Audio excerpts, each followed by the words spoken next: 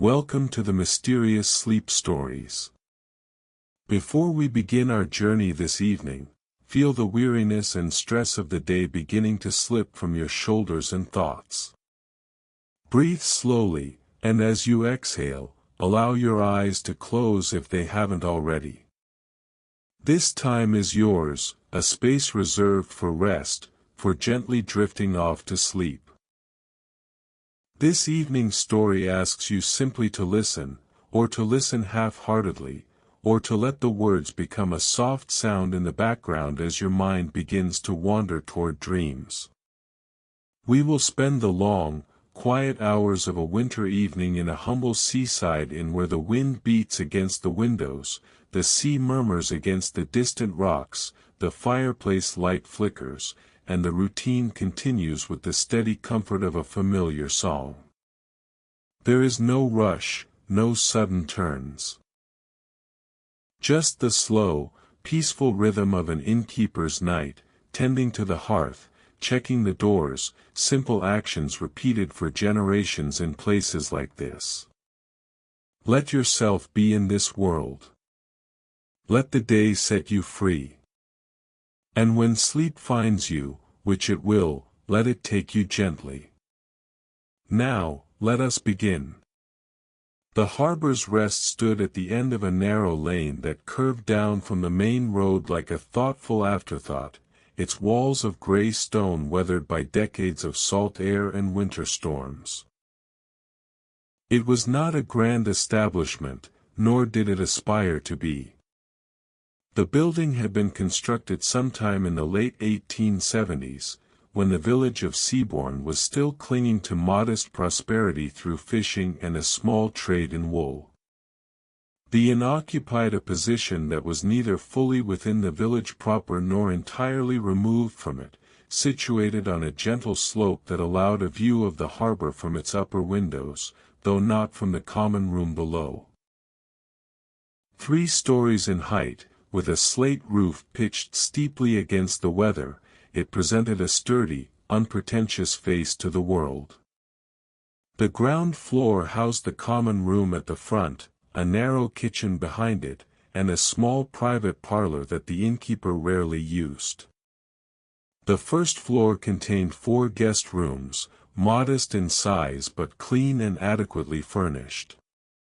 The second floor, tucked beneath the eaves, held 2 smaller rooms and the innkeeper's own quarters. The walls were thick, built to withstand the winds that came off the water, and the windows, though not large, were fitted with good glass and heavy curtains that could be drawn against the cold. The front door, made of oak and reinforced with iron bands, opened directly into the common room, and though it had been painted several times over the years, the paint had worn thin in places, showing the grain of the wood beneath. On this particular January evening, as the light faded from a sky the color of old pewter, the harbor's rest settled into its familiar evening posture. Thomas Whitfield, the innkeeper, stood near one of the windows in the common room, his hand resting on the frame as he looked out at the lane. He was a man in his early 50s, with hair that had gone mostly gray and a face lined by years of quiet attention to the needs of others. He was neither tall nor short, neither stout nor thin, but possessed a solid, dependable build that seemed suited to the work he did. His clothing was plain, practical, a waistcoat over a shirt that had been mended more than once, trousers that were clean but worn at the knees, boots that had been resoled twice.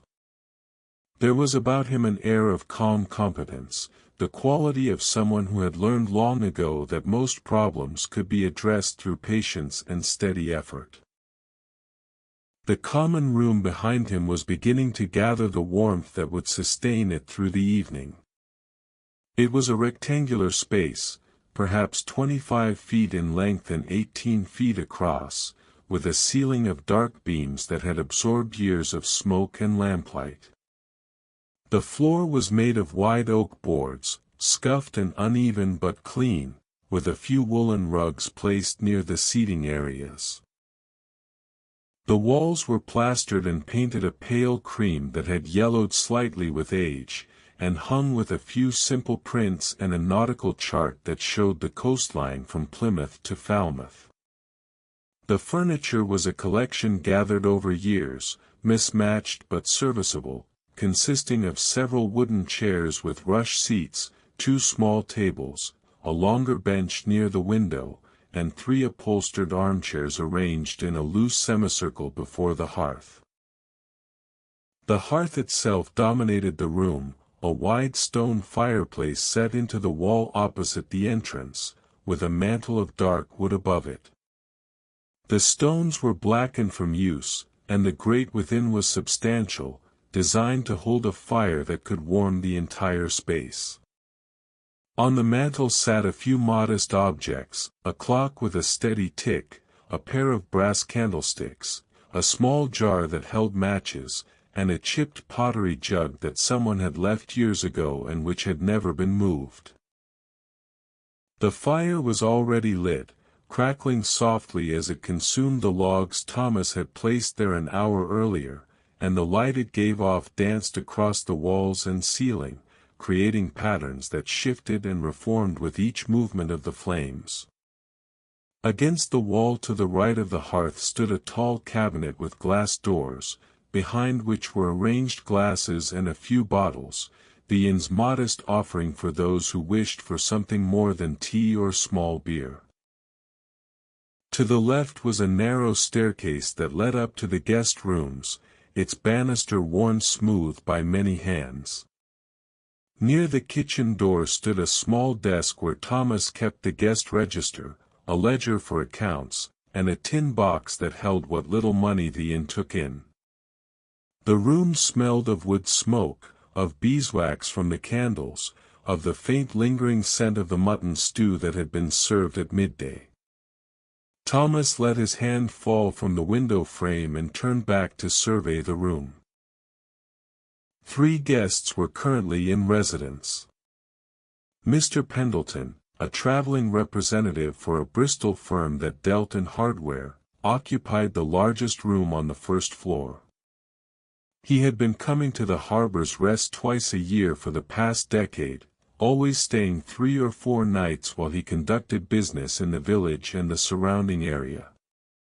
He was a quiet man in his 40s, methodical and courteous, who kept to himself in the evenings, usually retiring early with a book. At present he was upstairs in his room. Thomas could hear the faint creak of floorboards above as the man moved about, likely preparing for bed though it was barely past 6 o'clock. The second guest was Mrs. Hartwell, a widow from Exeter who had come to Seabourn to visit her sister. She had taken one of the smaller rooms on the first floor and had spent most of the day out, returning only an hour ago looking tired and windblown.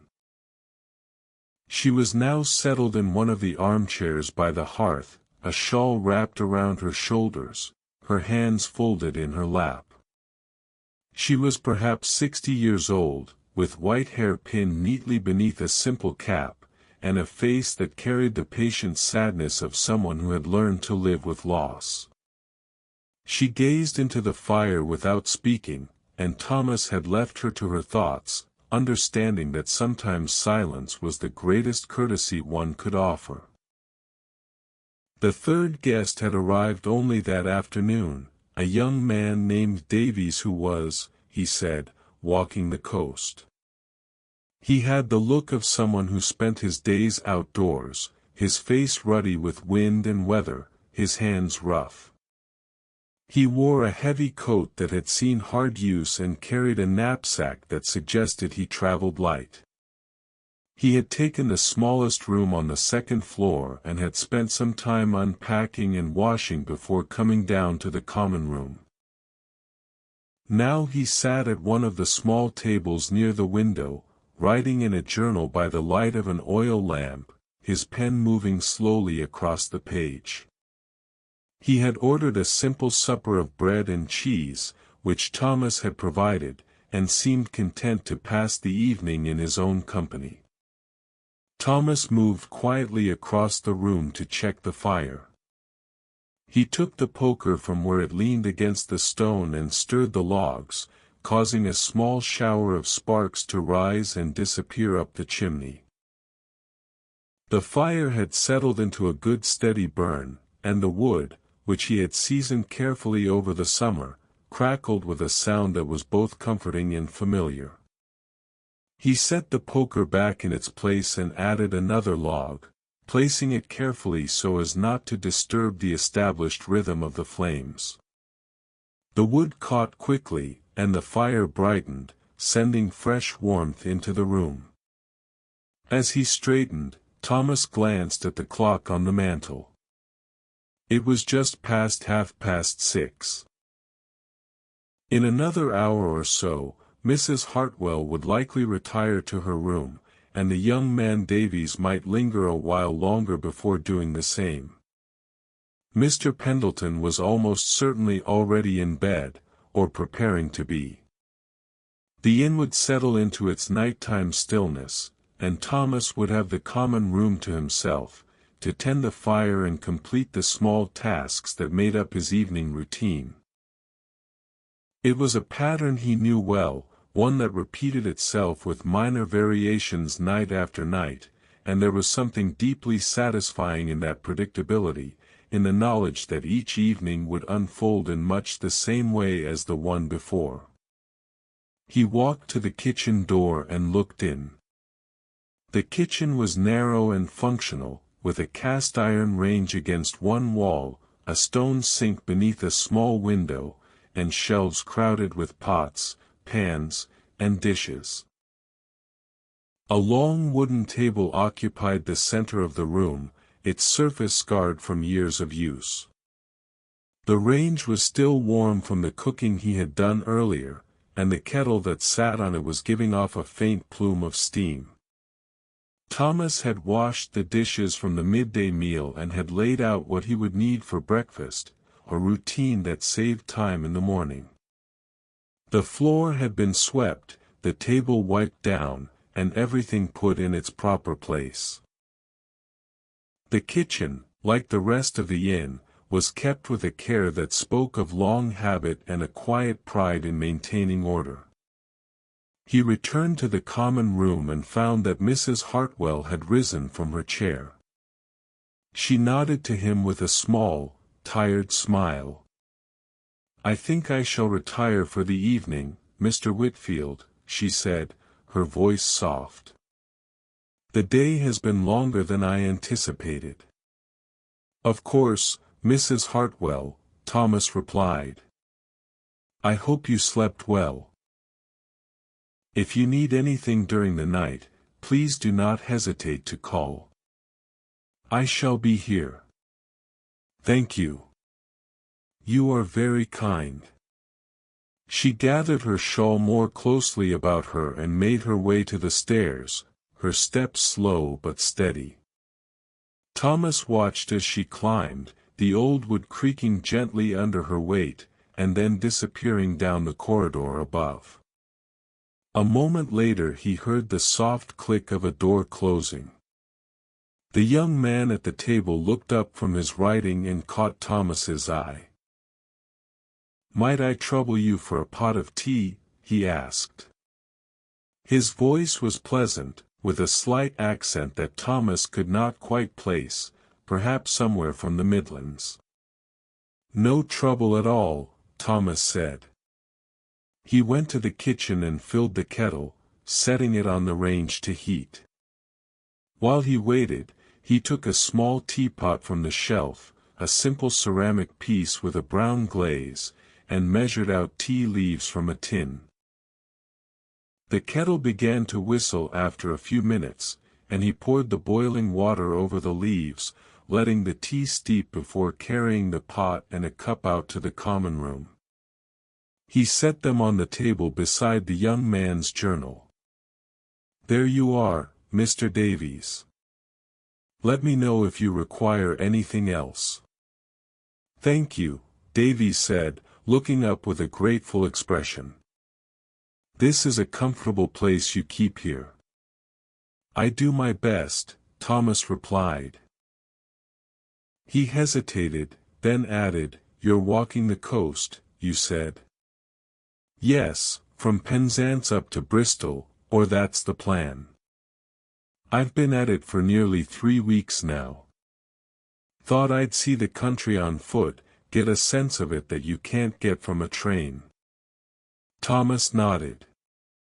"It's a hard time of year for such a journey." "It is," Davies admitted. "But there's a kind of clarity to it, I find. The cold keeps you honest, if that makes sense." "It does," Thomas said, though he was not entirely sure he understood. He had lived in Seabourn for most of his life and had little desire to wander far from it. But he appreciated the young man's earnestness, the sense that he was pursuing something meaningful to himself, even if that something was difficult to articulate. "How long have you kept this in?" Davies asked, pouring himself a cup of tea. 22 years this past September," Thomas said. "My wife and I took it over from the previous owner, a man named Coburn who was ready to retire. We'd been married only a year at the time. It seemed like a good opportunity, a way to make a life." "And has it been?" Thomas considered the question. "Yes," he said after a moment. "Though not in the way we imagined. My wife passed away 8 years ago. Pneumonia. It came on quickly, and there was nothing to be done. Since then, it's been just me. But the inn keeps me occupied, and there's a satisfaction in the work that I've come to rely on." "I'm sorry for your loss," Davies said, and the sincerity in his voice was clear. "Thank you," Thomas replied. He did not often speak of his wife to guests, but there was something about this young man's quiet manner that invited confidence. "She would have liked you, I think. She had a fondness for people who set out to see the world on their own terms." They talked for a few more minutes, about the weather, about the changes in Seabourn over the years, about the prospects for the fishing season. It was conversation of the easy, unforced kind, requiring little effort and offering a gentle companionship. Eventually, Davies returned to his journal, and Thomas busied himself with straightening the room, collecting the few dishes that had been left out, adjusting the position of a chair. The fire continued to burn steadily, and the wind outside had picked up, a low, persistent sound that pressed against the windows like something seeking entry. By 8 o'clock, Davies had finished his tea and announced his intention to retire. "I'll be on the road early tomorrow," he explained. "There's a good stretch of coast I want to cover before evening." "Safe travels to you," Thomas said. "And I hope you'll consider stopping here again if your path brings you this way." "I will," Davies promised. He gathered his things and climbed the stairs, his footsteps echoing softly in the quiet. And then Thomas was alone. He stood in the center of the common room, listening to the silence that was not truly silence at all. There was the fire, crackling and shifting, the wind outside, sometimes rising to a moan, sometimes falling to a whisper, and the faint, rhythmic sound of the sea, distant but ever present, a low susurration that underlay everything in Seabourn.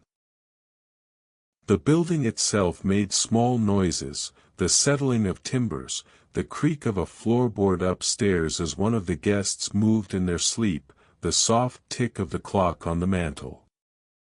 These were the sounds that Thomas had come to know as intimately as his own breath, the nighttime voice of the harbor's rest. He walked to the window and looked out. The lane was dark, the village beyond it marked only by a few scattered lights from windows. The sky had cleared slightly, and he could see a scattering of stars between the clouds, cold and distant. There was no moon tonight, or if there was, it was hidden behind the weather. The wind tugged at the branches of the bare trees that lined the lane, making them sway and bend. Winter in Seabourne was a season of endurance, of waiting for the spring that always seemed impossibly far away. But there was a kind of honesty to it, a stripping away of pretense that Thomas found almost comforting. The wind did not lie. The cold did not flatter. They simply were, and one learned to live with them. He turned from the window and began his evening tasks in earnest. First, he checked that all the lamps were trimmed and filled for the night. There were 3 oil lamps in the common room, one on the desk, one on the small table where Davies had been sitting, and one on the mantel. He lifted each in turn, checking the level of oil in the reservoir, adjusting the wick so that it would burn evenly and cleanly. The lamps were simple affairs, with brass bases and glass chimneys, the sort that had been in use for decades and would likely continue to be for years to come. Thomas had long ago developed a practiced efficiency with them, his hands moving through the motions without the need for conscious thought. The candles and the brass candlesticks on the mantel were burned low, and he replaced them with new ones from a box he kept in the cabinet. He struck a match and lit each in turn, watching the small flames steady and grow. The additional light brightened the room, though it was still dimmer than the daytime, the shadows in the corners deep and patient. Thomas preferred it this way. There was something about the softer light of evening that made the inn feel more enclosed, more protected, a space set apart from the world outside. He went to the cabinet and tidied the glasses and bottles, wiping away a small ring where a glass had left a mark on the shelf. He was not a man who drank much himself, an occasional glass of ale or a small measure of whiskey on a cold night, but he understood that others found comfort in such things, and he kept a modest selection available. The bottles were dusty, some of them half empty, remnants of stock that had been here when he and his wife first took over the inn. He made a note to himself to order a fresh supply in the spring, when the roads were better and the carriers more reliable. The fire needed attention again, and he added another log, this time choosing a thicker piece that would burn more slowly. He used the poker to shift the arrangement, creating space for air to circulate, ensuring that the fire would sustain itself for several hours without needing to be fed. The flames rose and fell, painting the room in warm, shifting hues of orange and gold. Thomas stood for a moment, simply watching, feeling the heat on his face. Fire had always been a source of fascination for him, the way it transformed solid wood into light and warmth, consuming and creating in the same breath. It was one of the oldest human companions, and there was something deeply reassuring in its presence, a reminder of continuity stretching back through generations. He walked to the desk and opened the guest register, a large leather-bound book that recorded the names of everyone who had stayed at the Harbor's Rest for the past 5 years. The previous volumes were stored upstairs, in a chest in his room. He ran his finger down the page to the current date and noted the 3 guests in residence. Mr. Pendleton, Room 1. Mrs. Hartwell, Room 3. Mr. Davies, Room 6. The entries were written in his own neat hand, and he felt a small satisfaction in the orderliness of it, the way the rows of names and dates created a kind of history, a record of all the people who had passed through these doors. Some he remembered clearly, others had faded into a general impression of faces and voices. But each had been real, each had brought their own concerns and hopes, and for a brief time, they had been his responsibility. He closed the register and turned to the ledger, a separate book where he kept track of expenses and income. The inn was not profitable in any significant way, but it sustained itself, and that was enough. Thomas had no ambitions for expansion or improvement beyond what was necessary to maintain the property. He paid his bills on time, kept the roof repaired, and ensured that there was always food in the larder and coal for the winter. His own needs were modest, and the work, though demanding, was within his capacity. The ledger showed that January was, as always, a slow month. Fewer travelers, fewer guests. But February would be much the same, and then March would begin to bring a change, the first hints of better weather and the return of more regular custom. It was the rhythm he had come to expect, and he planned accordingly. He put the ledger away and checked the clock. 8:30. The evening stretched ahead, unhurried. Thomas moved to one of the armchairs by the hearth and sat down, feeling the familiar give of the cushion beneath him. The chair had been his wife's favorite, and though he had hesitated to sit in it for a long time after her death, he had eventually allowed himself to reclaim it. She would not have wanted it to sit empty, he thought. She had been practical in that way, unsentimental about objects even as she was deeply attached to people. He thought of her now, as he often did in the quiet of the evening. Margaret. Her name had a soft, musical quality that suited her. She had been a small woman, quick in her movements and warm in her manner, with a laugh that could fill a room. She had loved the inn, had thrown herself into its operation with an energy that sometimes exhausted him. She had been the one to greet the guests, to make them feel welcome, to remember the small details of their lives and ask after them when they returned. Thomas had handled the more practical matters, the repairs, the accounts, the heavy work. They had been a good partnership, complementing each other in ways that felt natural and unforced. Her death had been a shock. Even now, 8 years later, there were moments when he expected to hear her voice calling from the kitchen, or to see her coming down the stairs with a basket of linen. The inn felt emptier without her, though he had learned to fill the space with routine and quiet acceptance.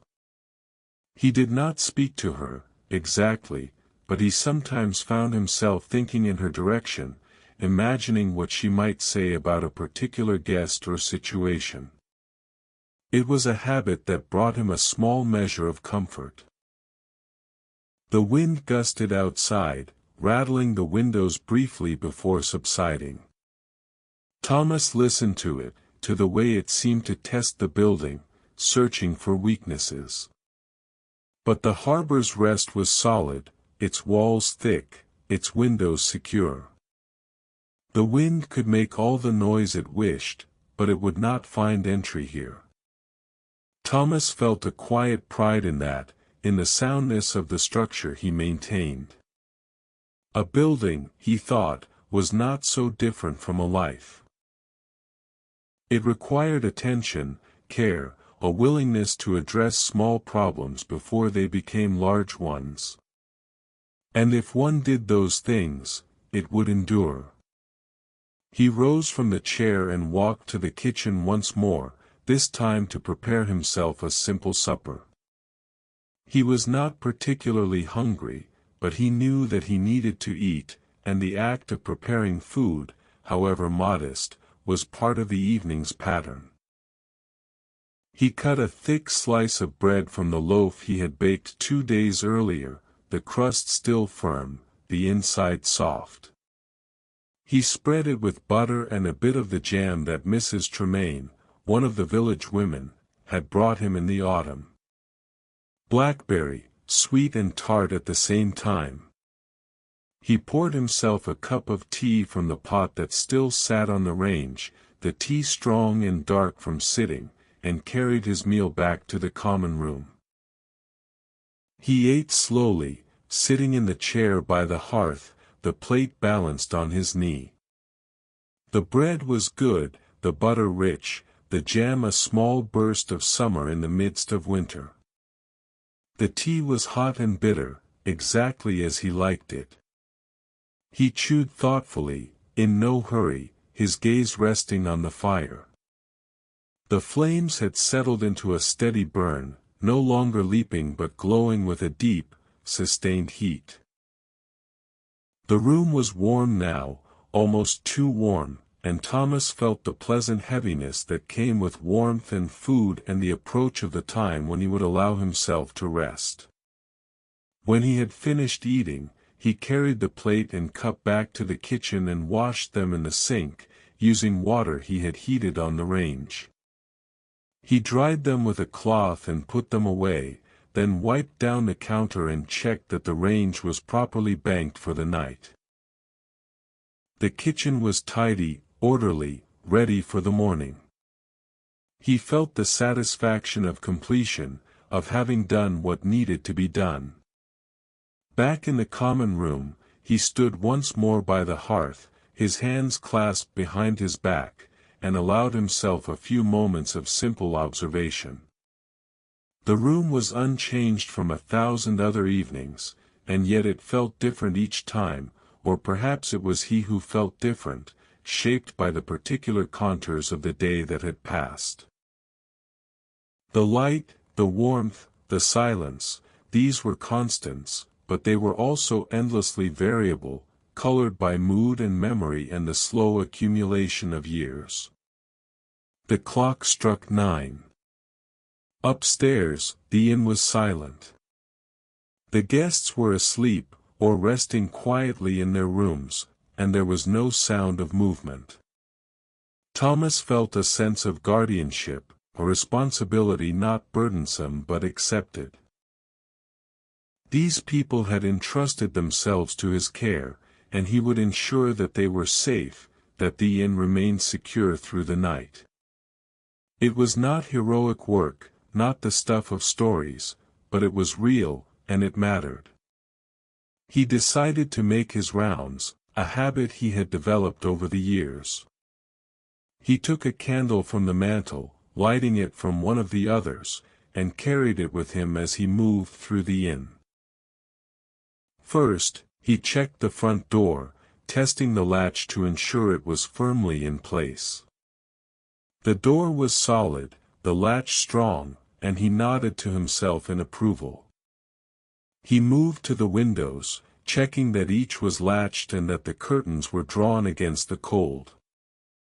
The glass was cold to the touch, and he could feel the chill radiating from it even through the thick fabric of the curtains. He walked to the kitchen and made a final check there, ensuring that the range was properly tended, that there was no risk of fire, that everything was in order. The kitchen was dark now except for the small pool of light from his candle, and the shadows in the corners seemed deeper, more substantial. But there was nothing amiss, and he moved on. He climbed the stairs, the wooden treads familiar beneath his feet, each one with its own particular creak and give. The first-floor corridor was narrow, with doors on either side leading to the guest rooms. He moved quietly, not wanting to disturb anyone, but he paused at each door, listening for a moment to ensure that all was well. From room 1, he heard the faint sound of Mr. Pendleton's breathing, slow and steady. From room 3, silence. Mrs. Hartwell was likely already deeply asleep, exhausted by her day. The other rooms on this floor were empty, their doors open, the darkness within complete. He continued up to the second floor, where his own room was located along with the two smaller guest rooms. Room 6, where Mr. Davies was staying, was at the far end of the corridor, and Thomas could see a thin line of light beneath the door. The young man was still awake, perhaps reading or continuing with his journal. Thomas did not disturb him. Instead, he moved to his own room and pushed open the door.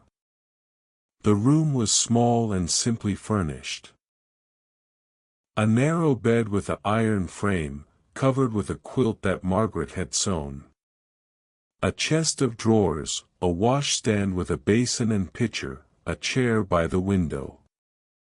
The walls were bare except for a single photograph in a simple frame, showing Thomas and Margaret on their wedding day, both young and hopeful, standing before the inn's front door. He looked at it for a moment, as he did every night, and felt the familiar mix of loss and gratitude that her memory brought. He set the candle on the chest of drawers and removed his waistcoat, hanging it on a peg by the door. He unbuttoned his cuffs and rolled up his sleeves, then sat on the edge of the bed to unlace his boots. The room was cold, colder than the common room below, and he could see his breath misting slightly in the candlelight. But he would not sleep yet. There was still more of the evening to experience, still time to sit by the fire downstairs and allow the night to settle around him. He pulled his boots back on without lacing them fully and made his way back down to the common room, carrying the candle with him. The stairs creaked in their familiar pattern, a small music of wood and age. The common room welcomed him back with its warmth, and he set the candle on the mantel, adding it to the others. The fire had burned down slightly, and he added one more log, a smaller piece this time, just enough to keep the flames alive for another hour or two. He returned to the armchair and sat, sinking into it with a sigh. The house was quiet. The wind had eased somewhat, though it had not stopped entirely, and the sound of the sea was more distinct now, a rhythmic washing that seemed to come from the very bones of the earth. Thomas closed his eyes and listened, letting the sounds wash over him without trying to interpret or analyze them. This was one of the pleasures of the late evening, this ability to simply be, to exist without purpose or plan, to let the mind rest. He thought about the young man Davies, walking the coast in the dead of winter. There was something admirable in it, Thomas supposed, that willingness to embrace discomfort in pursuit of something undefined.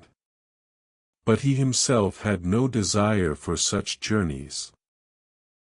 His world had contracted over the years, narrowing to the boundaries of the inn and the village, and he found that he was content with that narrowness.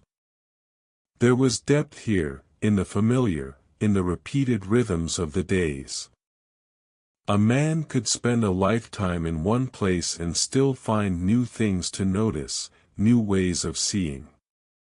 The fire shifted, sending a small shower of sparks up the chimney. Thomas opened his eyes and watched the embers glow, red and orange and white at their hottest. There was a beauty in it, he thought, a fierce, temporary beauty that existed only in the moment of its burning. And then it would fade, become ash, and new wood would be added, and the cycle would begin again. It was the way of things. Nothing lasted forever, but the patterns endured. He sat for a long time, perhaps an hour, perhaps more.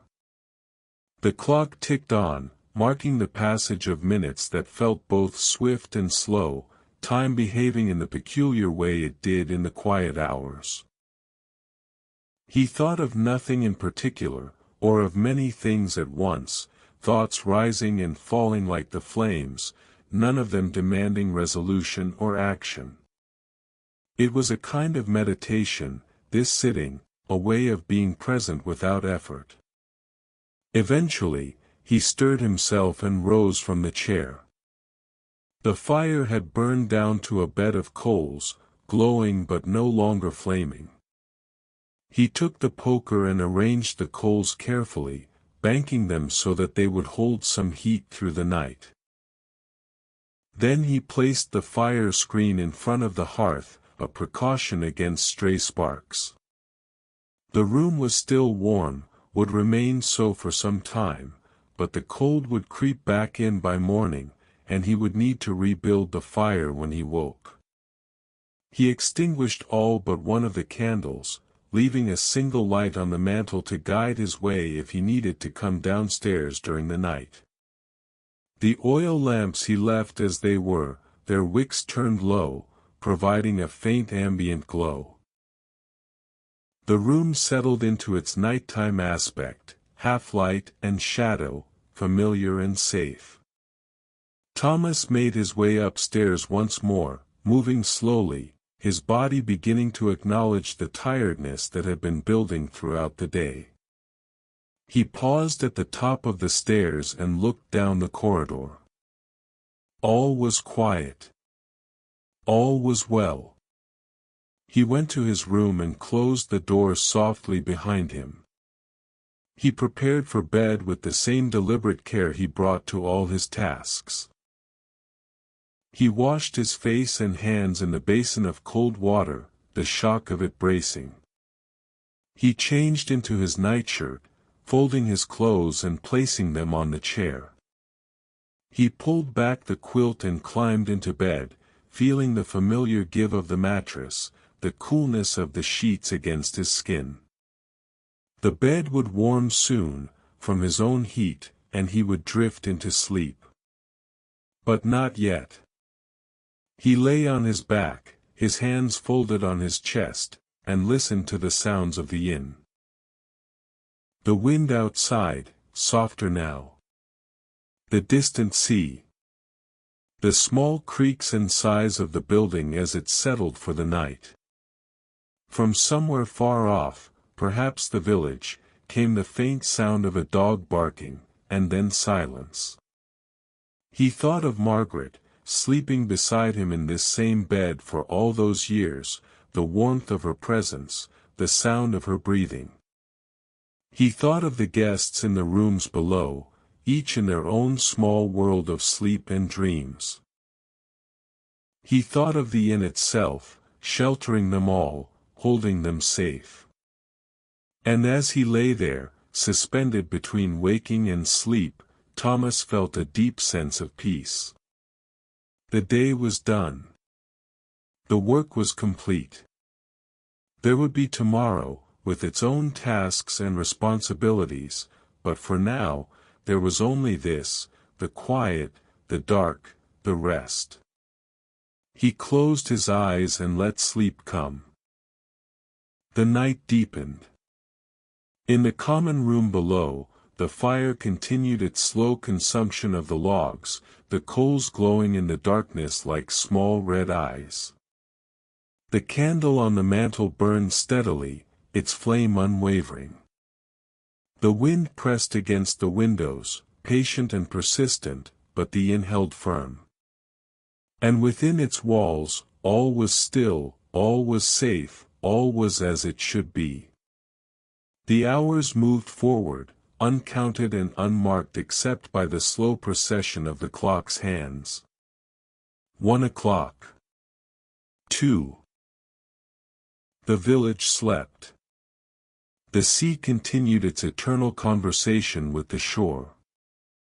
And the harbor's rest, that modest establishment at the end of the lane, kept its watch, a small point of warmth and shelter in the vast, indifferent darkness of the winter night.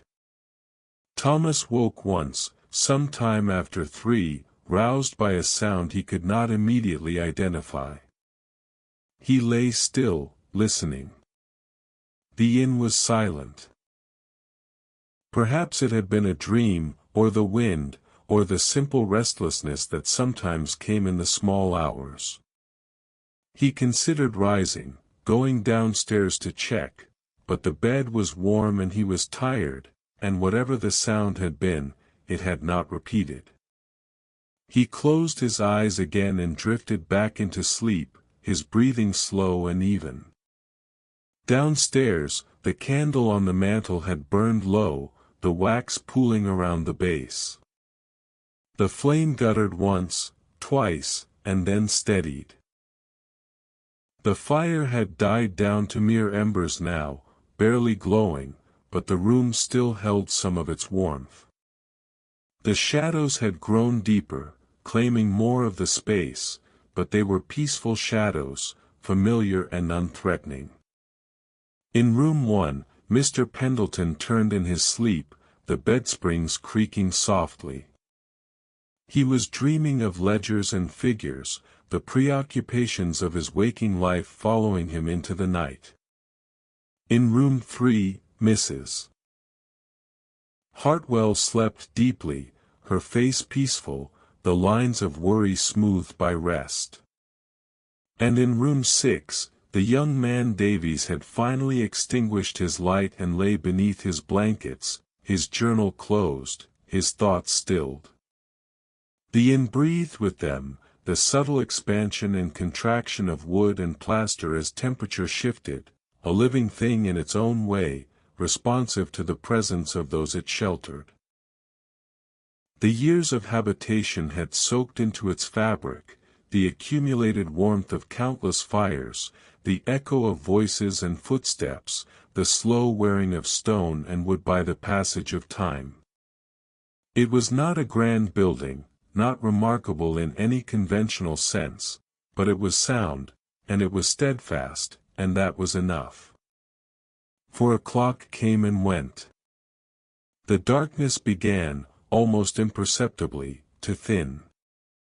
Not yet light, but no longer the full, uncompromising black of the deepest night. The stars, if they could have been seen through the clouds, would have shifted in their positions, marking the slow wheel of the heavens. The tide, out at sea, turned, beginning its journey back toward the shore. And in Seabourn, in the harbor's rest, the night continued its patient vigil, waiting for the morning that would, eventually and inevitably, come. Thomas stirred again near 5 o'clock, waking more fully this time.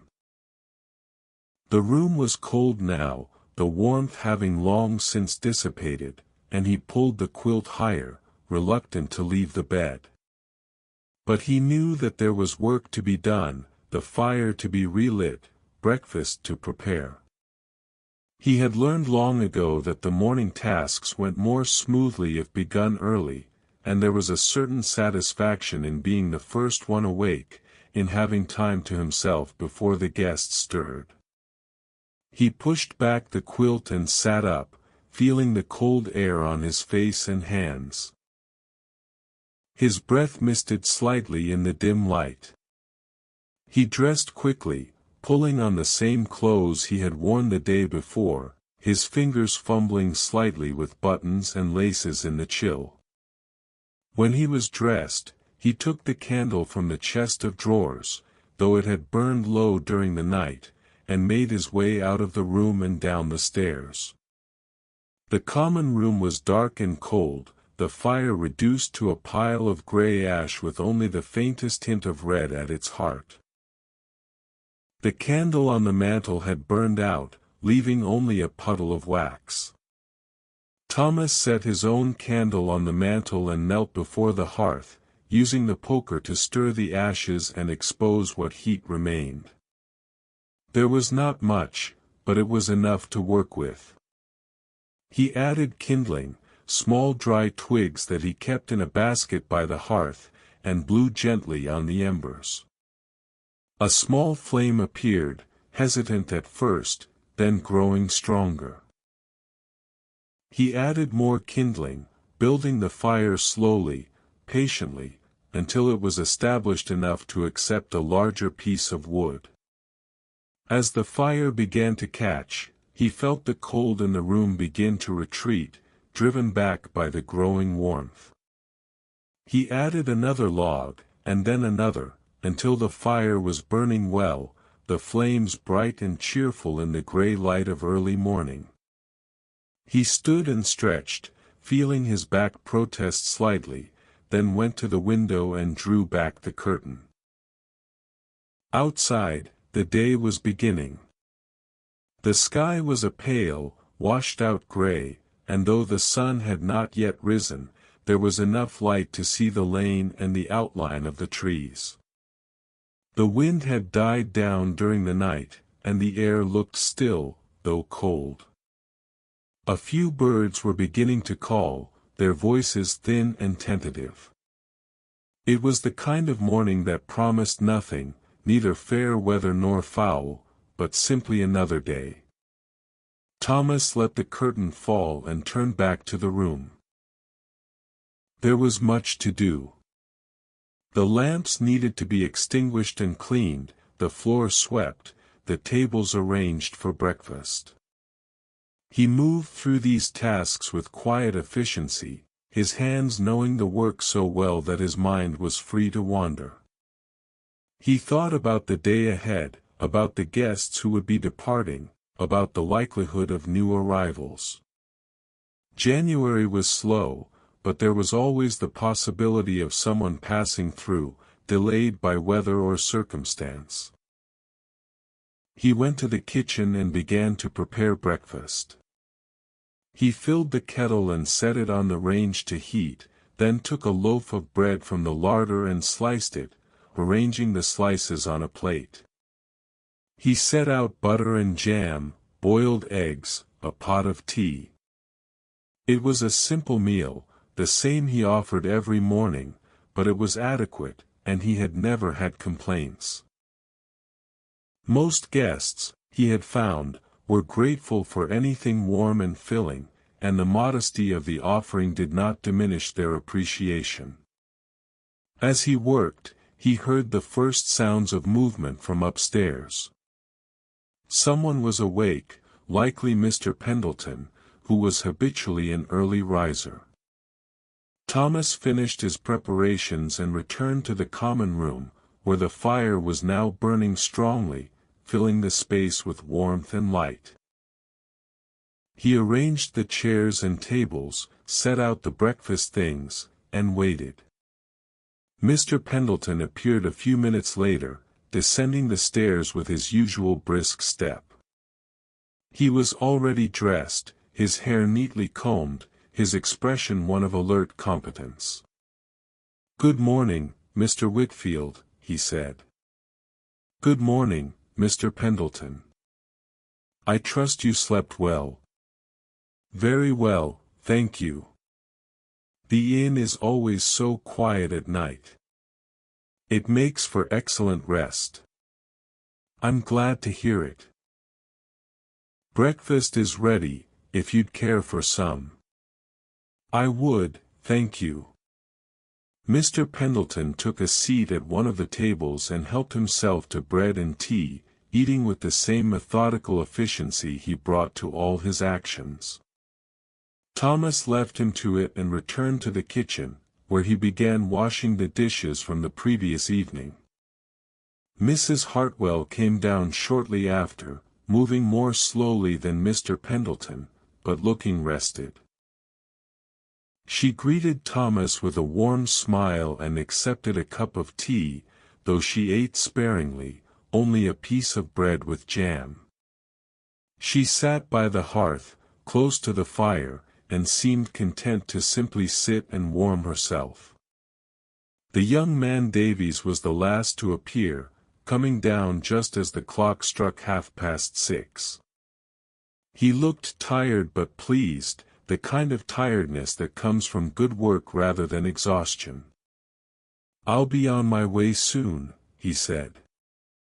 "But I wanted to thank you for your hospitality. This is a fine place." "You're very welcome," Thomas said. "I hope the rest of your journey goes well." They talked for a few more minutes, about the road ahead, about the weather, about the small details that made up the fabric of daily life. And then Davies gathered his things, paid his bill, and departed, stepping out into the grey morning with his pack on his back and his walking stick in his hand. Thomas watched him go, a small figure diminishing down the lane, until he was lost from sight. Mrs. Hartwell left an hour later, taking a carriage that had been arranged for her. Mr. Pendleton would stay another day or two, he said, as he still had business to attend to in the village. And so the inn settled once more into its rhythm, emptier now, but no less purposeful. Thomas spent the rest of the morning attending to the rooms that had been vacated, stripping the beds, washing the linens, sweeping the floors. It was work he had done 1,000 times, and his hands moved through it with practiced ease. As he worked, he thought about the night that had passed, about the quiet hours, about the fire and the wind and the simple fact of endurance. Another night, another morning. The pattern continued, reliable and unbroken. And as the day wore on, as the sun climbed higher in the pale sky and the village began to stir with its own rhythms, Thomas felt once again the quiet satisfaction that came from knowing his place in the world, from understanding that his work, however modest, mattered. The harbor's rest would be here tomorrow, and the day after, offering shelter to those who needed it, a small point of warmth and safety in a world that was often cold and uncertain. That was enough. That was everything. And so the days continued, one flowing into the next, each with its own particular shape but all part of the larger pattern of life at the inn. Winter would give way to spring, and spring to summer, and then autumn would come again, and winter once more. The seasons turned, the years accumulated, and through it all, the harbor's rest endured, tended with quiet care by a man who had learned that there was grace in routine, dignity in simple work, and peace in accepting the life one had been given. The fire on the hearth burned on, as it had burned for decades, and would burn for decades more. The wind blew, the sea whispered, and the world turned in its slow, inevitable dance. And in that small inn at the end of a narrow lane, all was well. The weeks moved forward, each one a variation on familiar themes. February arrived with its own particular cold, a damp chill that seemed to settle into the stones of the building and refused to be entirely driven out even by the most vigorous fire. The days remained short, the sun, when it appeared at all, tracking a low arc across the southern sky before disappearing again behind the grey wool of clouds that seemed to be the winter's permanent ceiling.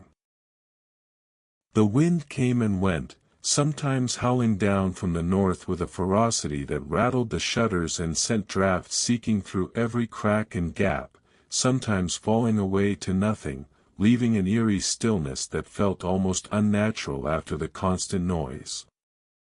Thomas had settled into the deep winter routine, the pattern of work that sustained him through the coldest months. He rose each morning while it was still dark, usually around 5 o'clock, though sometimes earlier if the cold had made sleep difficult. The first task was always the fire, rebuilding it from whatever remained of the previous night's embers, coaxing warmth back into the common room.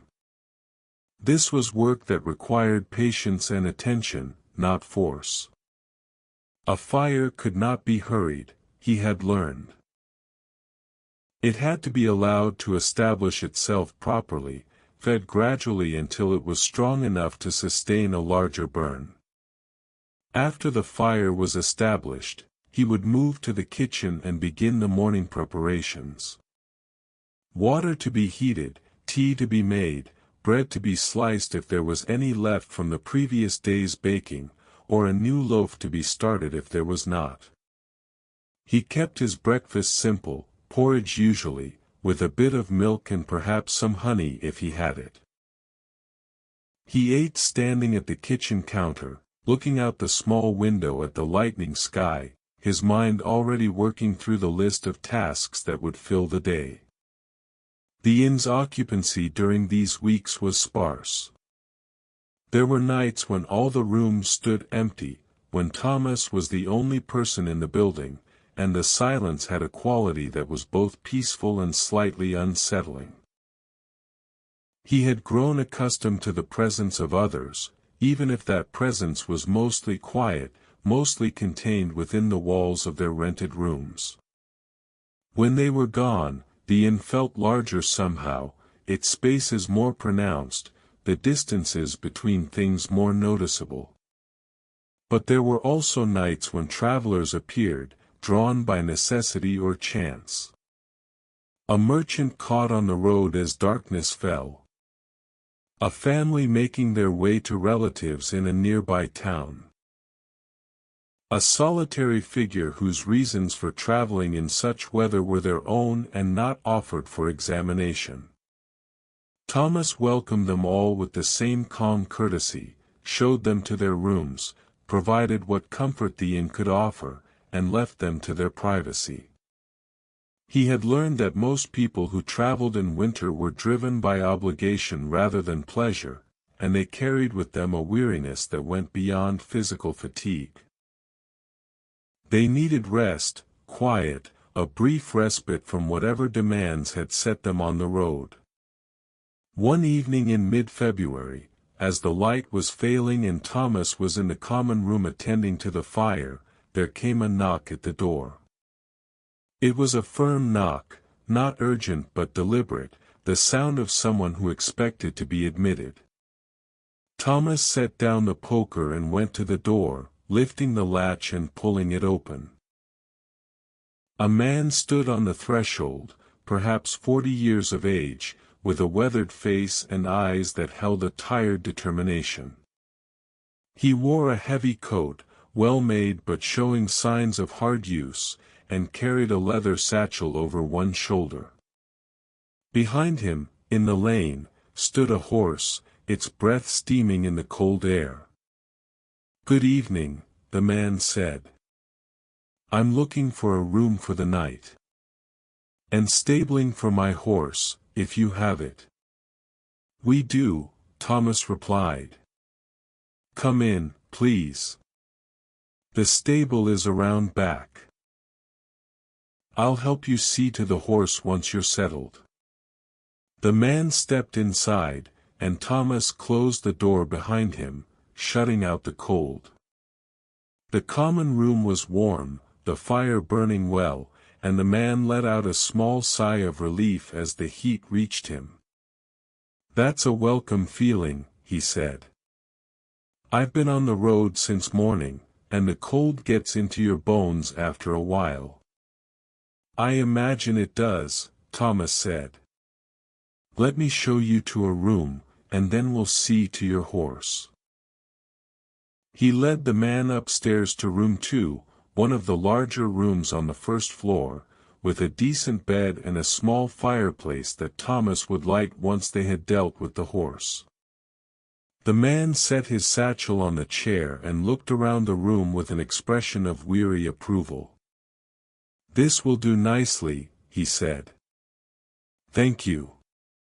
They went back downstairs and out through the kitchen to the small stable that stood behind the inn. It was a modest structure, large enough for 4 horses, though it rarely held more than 1 or 2. Thomas kept it clean and well supplied with hay and oats, part of the service the inn offered. The man led his horse inside, a sturdy bay mare with intelligent eyes, and together they unsaddled her and rubbed her down. Thomas filled the water trough and measured out oats while the man checked the horse's hooves and spoke to her in low, reassuring tones. "She's carried me far today," the man said. "Deserves a good rest, same as I do." "She'll be comfortable here," Thomas assured him. "The stable's solid, and there's plenty of feed." They returned to the inn, and Thomas showed the man to the common room, where he took a seat near the hearth. Thomas went to the kitchen and prepared a simple supper, bread and cheese and cold meat, with a pot of tea to wash it down. He brought it out and set it before the man, who accepted it with evident gratitude. "I don't suppose there's any chance of something stronger than tea?" the man asked, with a slight smile that took any presumption out of the question. "There is," Thomas said. He went to the cabinet and retrieved a bottle of whiskey, one of the better ones, and poured a measure into a glass. "On a night like this, it seems appropriate." The man took the glass and sipped, closing his eyes for a moment as the warmth spread through him.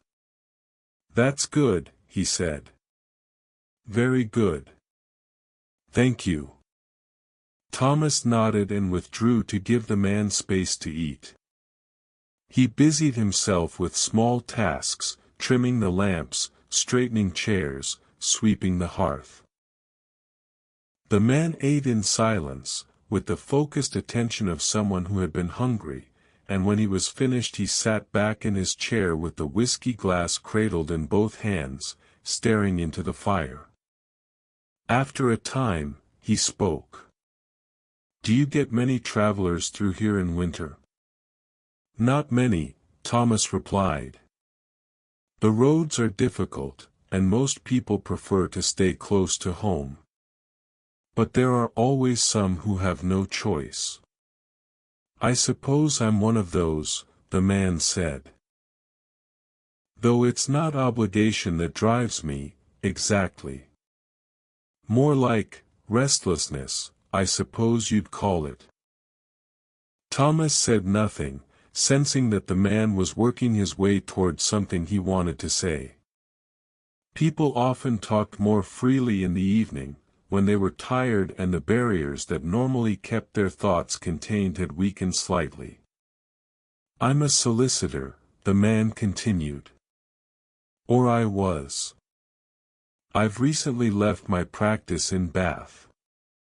Dissolved the partnership, settled my affairs, and now I find myself at loose ends. Thought I'd travel for a while, see some of the country I've spent my life working in but never really looking at." "And how are you finding it?" Thomas asked. The man smiled, a wry expression. "Cold, mostly. And lonely, though I expected that. But also, clarifying, in a way. When you're riding alone all day, with only your thoughts for company, you start to see things more clearly. Or at least, you think you do. It's hard to be certain. What is it you're hoping to see clearly?" The man considered the question. "What comes next, I suppose. I spent 20 years building a practice, serving clients, making a comfortable living. And somewhere along the way, I realized I'd become very good at something that didn't matter to me at all. The work was fine, nothing wrong with it, but it wasn't mine, if that makes sense. It was what I was supposed to do, what I'd been trained to do, but it wasn't what I wanted." "And what do you want?" "That's the question, isn't it?" The man took another sip of whiskey. "I don't know yet. But I think the first step was leaving. Making space for something else to emerge.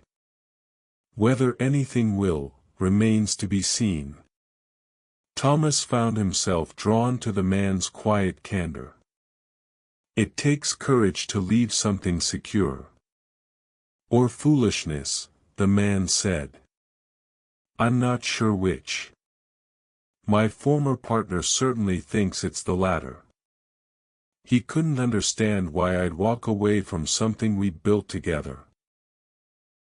But I couldn't explain it to him in a way that made sense. How do you tell someone that you're drowning in comfort, that the very security you've achieved has become a kind of prison? I think many people understand that feeling, even if they don't act on it. Perhaps. The man fell silent again, his gaze returning to the fire. The flames cast shifting patterns across his face, alternately illuminating and shadowing his features. "This is a good place," he said after a while. "Quiet. Simple. There's something restful about it." "I'm glad you think so," Thomas said. "It's not grand, but it serves its purpose. That's more than most places can claim. Most things, really." The man finished his whiskey and set the glass aside. "I think I'll retire now, if you don't mind. The day has been long, and tomorrow will be the same." "Of course. I've lit a fire in your room, it should be warm by now. If you need anything during the night, I'm just upstairs." The man rose, gathered his coat which he had draped over a chair, and headed for the stairs. At the bottom step, he paused and turned back. "Thank you, mister. I'm sorry, I didn't catch your name." "Whitfield. Thomas Whitfield. Mr. Whitfield. Thank you for your hospitality. And for listening. Sometimes that's worth as much as a warm bed." "You're welcome, Mr. Hartley. James Hartley. Safe travels tomorrow, Mr. Hartley." The man nodded and climbed the stairs, his footsteps fading as he reached the first floor and moved down the corridor to his room. A moment later, Thomas heard the soft click of a door closing. He remained in the common room for a while longer, thinking about what the man had said. The idea of leaving something secure in search of something undefined, something that might not even exist, was foreign to Thomas's own experience. He had found his place early and had never questioned it, even after Margaret's death. The inn had been his anchor, his purpose, and he could not imagine voluntarily casting that aside.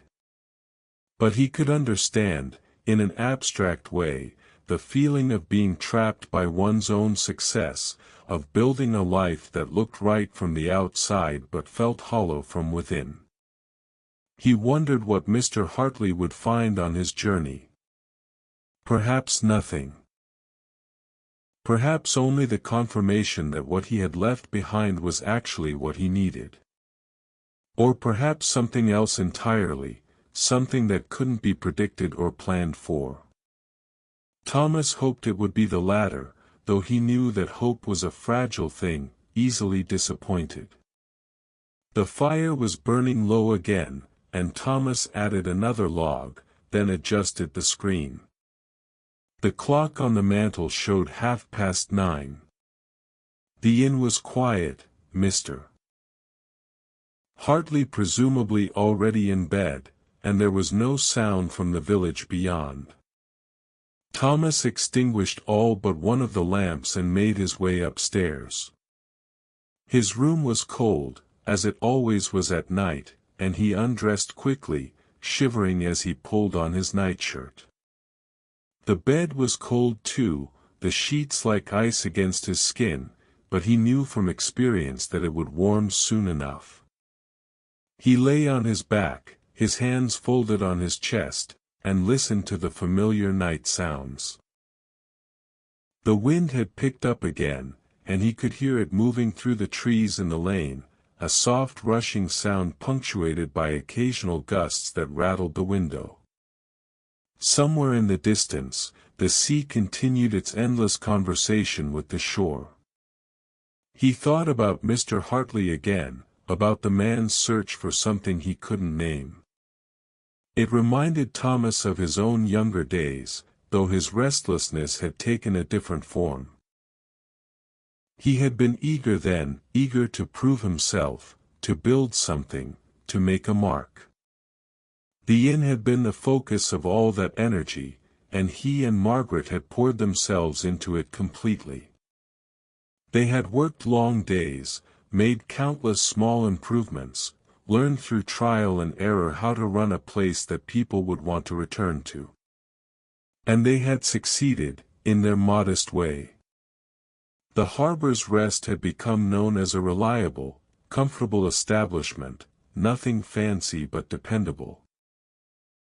But then Margaret had died, and the purpose of all that work had suddenly become unclear. He had kept going, of course, because that was what one did, but the shine had gone off it. The inn had become simply the place where he lived and worked, no longer the shared dream it had once been. And yet, over time, he had found a different kind of satisfaction in it. Not the burning ambition of youth, but a quieter contentment in the routines, in the small acts of care and maintenance that kept the place running. It wasn't the life he had imagined when he was young, but it was a good life, and he had learned to be grateful for it. Sleep came slowly that night, his mind turning over thoughts that led nowhere in particular, just circling and returning to familiar grooves. When he finally drifted off, his dreams were fragmentary and forgettable, the kind that dissolve upon waking and leave only a faint impression of having been somewhere other than where you are. He woke in the deep hours of the night, as he sometimes did, for no reason he could identify.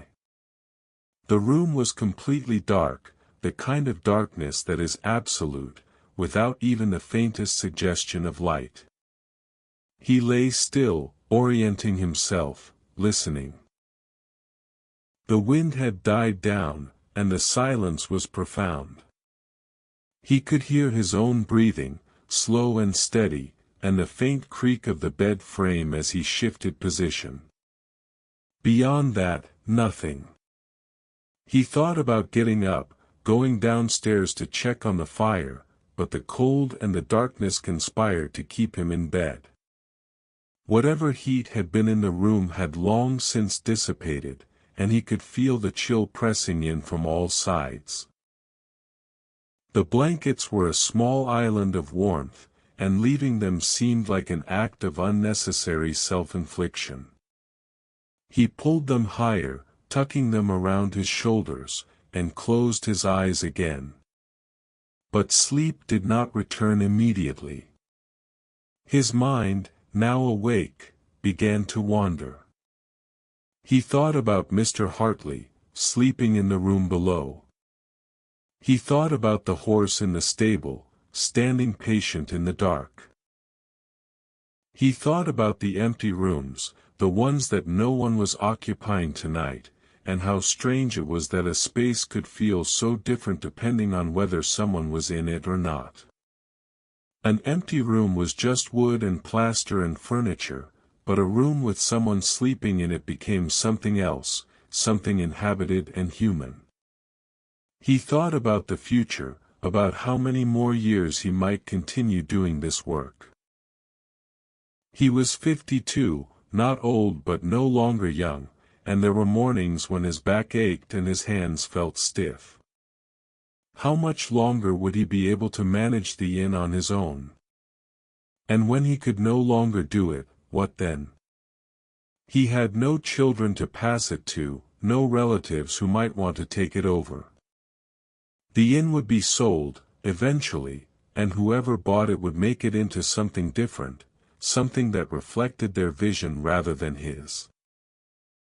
The thought did not distress him exactly, but it gave him a sense of the temporary nature of all things, the way that what feels permanent is really just a brief moment in a much longer story. Time passed, unmarked and uncounted.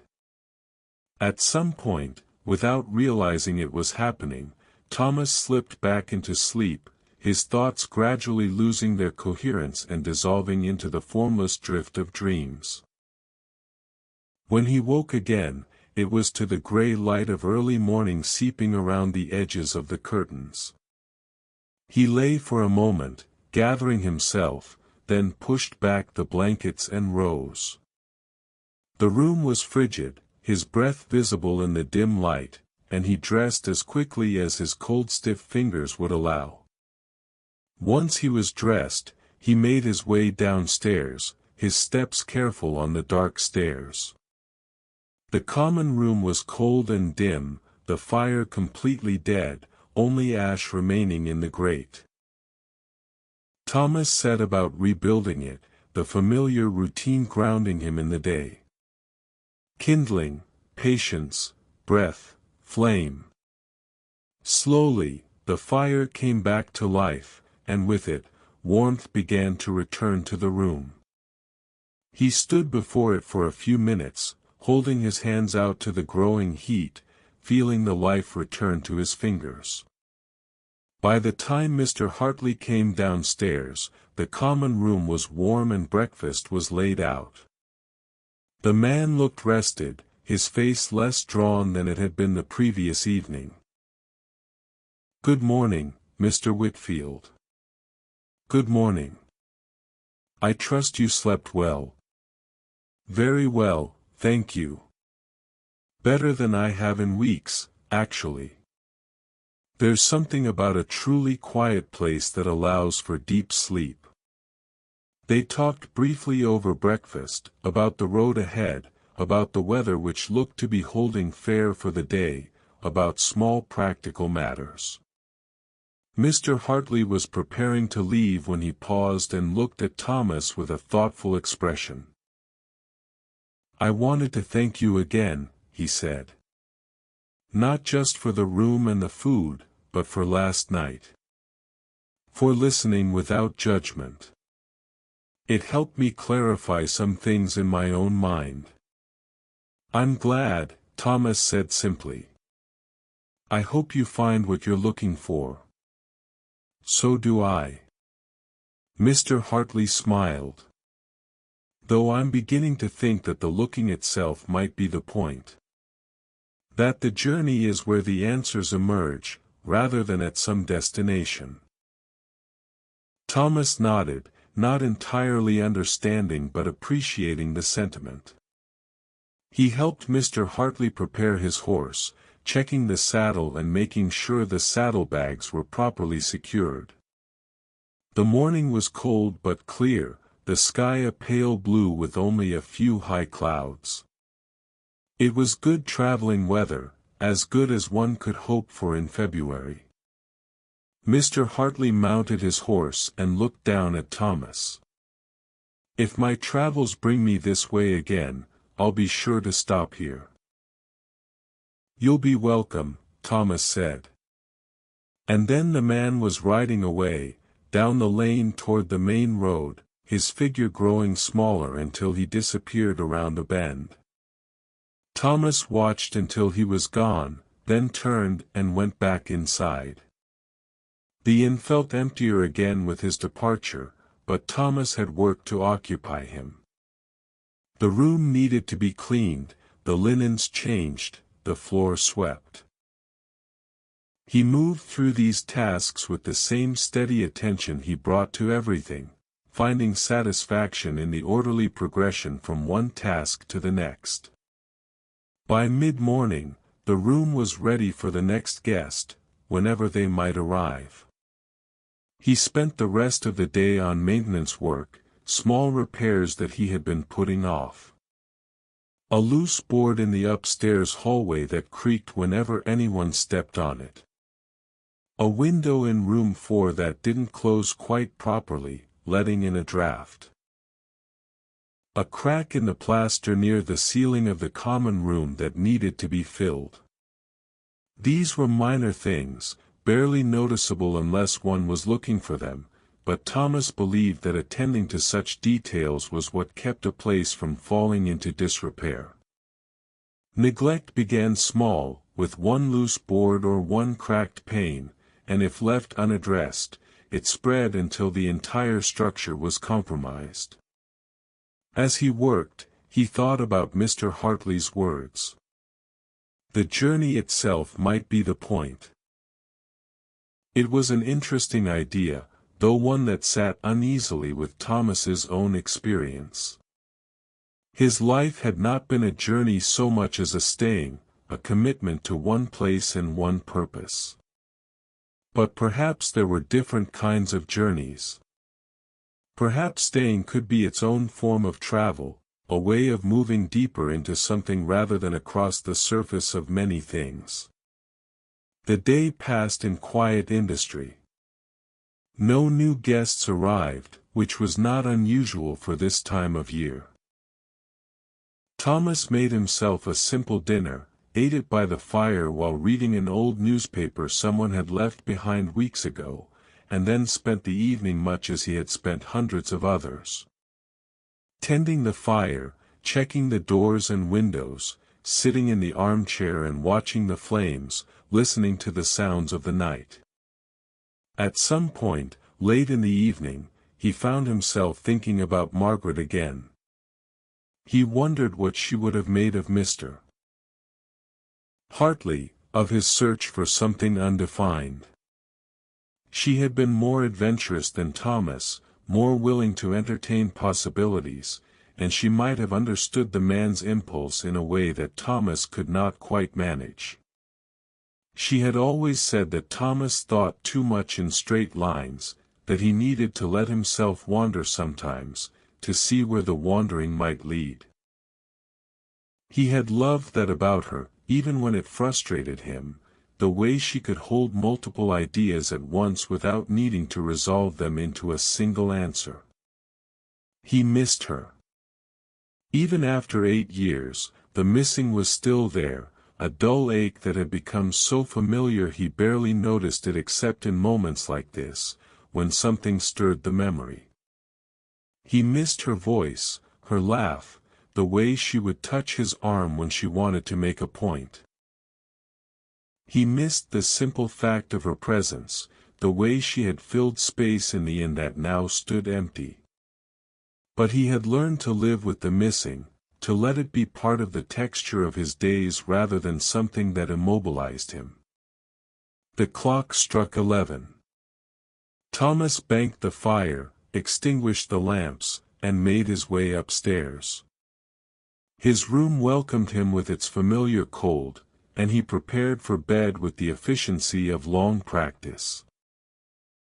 As he lay down and pulled the blankets over himself, he felt the day's tiredness settle into his bones, a good tiredness, the kind that comes from honest work. Sleep came more easily tonight, and he drifted into it without resistance, his last conscious thought a vague sense of gratitude for the day that had passed and the night that would carry him through to the next. The rhythm of February continued, each day measured out in the small, necessary tasks that kept the inn functioning. Thomas rose early, lit fires, prepared food, cleaned rooms, and attended to the endless minor repairs that old buildings demand. The weather remained cold, though there were occasional breaks in the clouds that allowed pale sunlight to filter through, casting long shadows across the common room floor. On those days, the light seemed almost tangible, something you could reach out and touch, though it carried no warmth with it. The guests who came and went during this time were few and far between, and most stayed only a single night. There was a wool merchant from Truro who spoke little and kept mostly to his room, emerging only for meals before disappearing again into whatever calculations occupied his mind. There was an elderly woman traveling with her daughter to visit family in Devon, both of them worn down by the journey and grateful for a place to rest. There was a young clergyman, newly ordained, on his way to take up a position in a parish along the coast, his face full of nervous determination. Thomas welcomed them all with the same quiet competence, asked no unnecessary questions, and provided what comfort he could. He had learned over the years that most people who traveled in winter were driven by obligation or circumstance rather than pleasure, and they carried with them burdens that were not his to inquire about. His role was simply to offer shelter, warmth, and a brief respite from whatever demands had set them on the road. On the evenings when no guests occupied the rooms, Thomas found himself settling into a deeper solitude than usual. These were the nights when the inn felt most like his own, when he could move through its spaces without consideration for anyone else's presence or needs. He would tend the fire in the common room with particular care, building it up until it roared, filling the space with heat and light that no one but himself would enjoy. He would sit in the armchair, sometimes reading from one of the few books he owned, sometimes simply staring into the flames and letting his mind drift where it would. One such evening, near the end of February, Thomas found himself thinking about the passage of time in a way that felt different from his usual contemplation. Perhaps it was the depth of the winter, the sense of being suspended in a season that seemed to have no end. Perhaps it was simply that he had been alone for several days and solitude had a way of turning one's thoughts inward. Whatever the cause, he became acutely aware of how much of his life had already passed, and how the years ahead, however many there might be, would inevitably be fewer than the years behind. He was 52 years old. His father had died at 63, his mother at 58. He might have a decade left, perhaps two if he was fortunate. And what would he do with that time? Continue as he had been, rising each day to light fires and clean rooms and tend to the needs of strangers?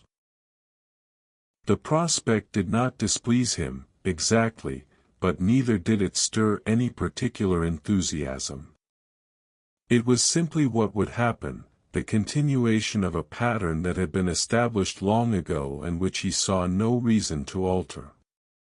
And yet, sitting there in the warm common room with the fire crackling and the wind moving softly outside, he felt a small stirring of something he could not quite name. Not discontent, not restlessness, but perhaps a gentle questioning. Was this enough? Had his life amounted to what it should have? He had been a good husband, he thought, faithful and attentive. He had been a good innkeeper, honest and reliable. But beyond those roles, who was he? What mark would he leave on the world when he was gone? The questions unsettled him, and he tried to push them away, to return his attention to more immediate concerns. But they lingered, floating just beneath the surface of his awareness, refusing to be entirely dismissed. He rose from the chair and walked to the window, looking out at the dark lane. The village was silent, the few lights that had been visible earlier now extinguished.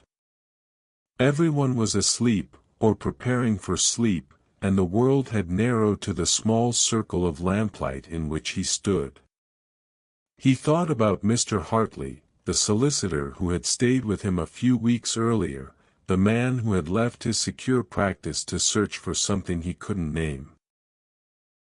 At the time, Thomas had found the idea foreign, even slightly foolish. But now, in this moment of quiet questioning, he felt a flicker of understanding. Perhaps there was courage in admitting that what you had built, however solid and respectable, was not enough. Perhaps there was wisdom in recognizing that security could become a kind of prison. But then, what was the alternative? To abandon the inn, to set out on some undefined quest like Mr. Hartley? The idea was absurd.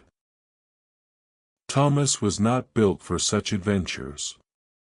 He was a man of routines, of steady, patient work, of small, repeated acts of care. That was who he was, and trying to be something else would be a betrayal of his own nature. And yet, the questions remained. He turned from the window and returned to the fire, adding another log even though it did not need one. The flames accepted the wood and wrapped around it, beginning the slow work of transformation. Thomas watched, his hands clasped behind his back, his mind still turning over these uncomfortable thoughts. Perhaps, he thought, the issue was not one of leaving or staying, but of attention. Perhaps he had been going through the motions for so long that he had stopped truly seeing what he was doing, stopped appreciating the particular texture of each day. Margaret had been good at that, at finding small moments of beauty or humor in the routine. She had delighted in the first spring flowers that appeared in the lane, in the particular way the light fell through the common room windows on a summer afternoon, in the satisfaction of bread that had risen perfectly. He had loved her for that quality, but he had not learned it from her. He had remained practical, focused on tasks rather than experiences, on what needed to be done rather than what was actually happening. Perhaps that was what needed to change. Not his circumstances, but his attention. Not where he was, but how he was present to where he was. The thought settled over him with a sense of rightness that eased the earlier disquiet. He could not become someone else, could not transform his life into something dramatically different. But he could pay better attention. He could notice more. He could allow himself to experience his days rather than simply enduring or completing them. He sat back down in the armchair, this time with a different quality of awareness. He noticed the particular color of the flames, the way they shifted from yellow to orange to a deep, glowing red at their base. He noticed the sound they made, not just a general crackling but a complex symphony of small pops and hisses and low rumbles. He noticed the smell of the burning wood, slightly sweet, with an undertone of something sharper, more resinous. He noticed the warmth on his face and hands, the way it created a gradient from hot to cool as it radiated outward from the hearth. These were things he had experienced thousands of times, but rarely with full attention. Usually, the fire was simply background, something necessary that he tended to without really seeing. But now, allowing himself to truly notice, he found that there was more to experience than he had been permitting himself. The fire became not just a source of heat but a presence, something alive in its own way, worthy of attention. He extended this quality of awareness to other aspects of the room. The way the lamplight caught the grain of the wooden table, bringing out patterns he had never noticed before. The particular tick of the clock on the mantel, not just marking time but creating a rhythm, a heartbeat for the room. The feel of the armchair beneath him, the way it had molded itself to his body over years of use, becoming almost an extension of himself. This noticing, this paying attention, created a shift in his experience of the evening. Time seemed to slow, or perhaps it was that he was more present to it, less caught up in thoughts about the past or future. The moment opened up, revealed depths he had not known were there. And with that revelation came a sense of peace, a feeling that even if his life was quiet and unremarkable by most standards, it contained within it riches that he had been overlooking. The clock struck 10, the chimes clear and bell-like in the quiet room. Thomas stirred, aware that he had been sitting for quite some time, lost in this new way of attending. His tea had gone cold in its cup, forgotten on the small table beside the chair. He picked it up and carried it to the kitchen, moving slowly, maintaining the quality of attention he had discovered. In the kitchen, he heated water for fresh tea, and while he waited for it to boil, he noticed things he usually passed over. The way the kettle sang as it heated, starting with a low hum and building to a high whistle. The play of light on the copper pots hanging from their hooks. The grain of the wooden counter, worn smooth by years of use. Each detail seemed to carry weight, to matter in a way it hadn't before. When the tea was ready, he poured it carefully, watching the steam rise in delicate spirals, and carried the cup back to the common room. He sat again, cradling the warmth between his palms, and sipped slowly, tasting the tea rather than simply drinking it. Slightly bitter, slightly sweet, with a depth of flavor that revealed itself only to careful attention. The evening continued in this way, each moment experienced more fully than usual. Thomas found himself genuinely content, not with his circumstances necessarily, but with the act of being present to them. It was a subtle shift, but it felt significant, as though he had discovered a key to something he had been looking for without knowing he was searching. Eventually, tiredness began to make itself felt, a pleasant heaviness in his limbs that signaled the body's readiness for rest. Thomas banked the fire with care, appreciating the way the coals glowed when he arranged them, the way they would hold heat through the night without consuming too much fuel. He extinguished the lamps, watching each flame gutter and die, the room reclaiming its darkness in stages. He climbed the stairs, noticing the particular creak of each step, the feel of the banister beneath his hand. In his room, he prepared for bed with the same heightened awareness, and when he finally lay down and pulled the blankets over himself, he did so with gratitude for their weight and warmth. He lay there for a few minutes, listening to the night sounds, and found that even these were richer when truly attended to. The wind, the distant sea, the small sounds of the house settling. Each added to a symphony that was always playing but which he had stopped hearing years ago.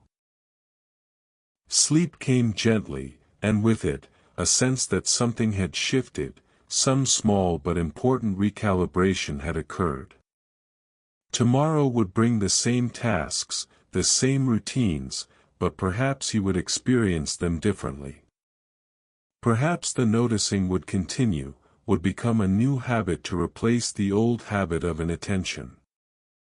And indeed, when Thomas woke the next morning, he found that the quality of awareness from the previous evening had not entirely dissipated. It had softened somewhat, diluted by the demands of the day, but it remained accessible, something he could return to when he remembered. As he went about his morning work, lighting fires and preparing breakfast, he found moments where he could pause and truly see what he was doing, truly experience the particular texture of each task. This continued over the following days and weeks, this practice of attention. Sometimes he forgot, falling back into the automatic performance of duties without real presence. But increasingly often, he remembered, and in those moments of remembering, the ordinary revealed itself as quietly extraordinary.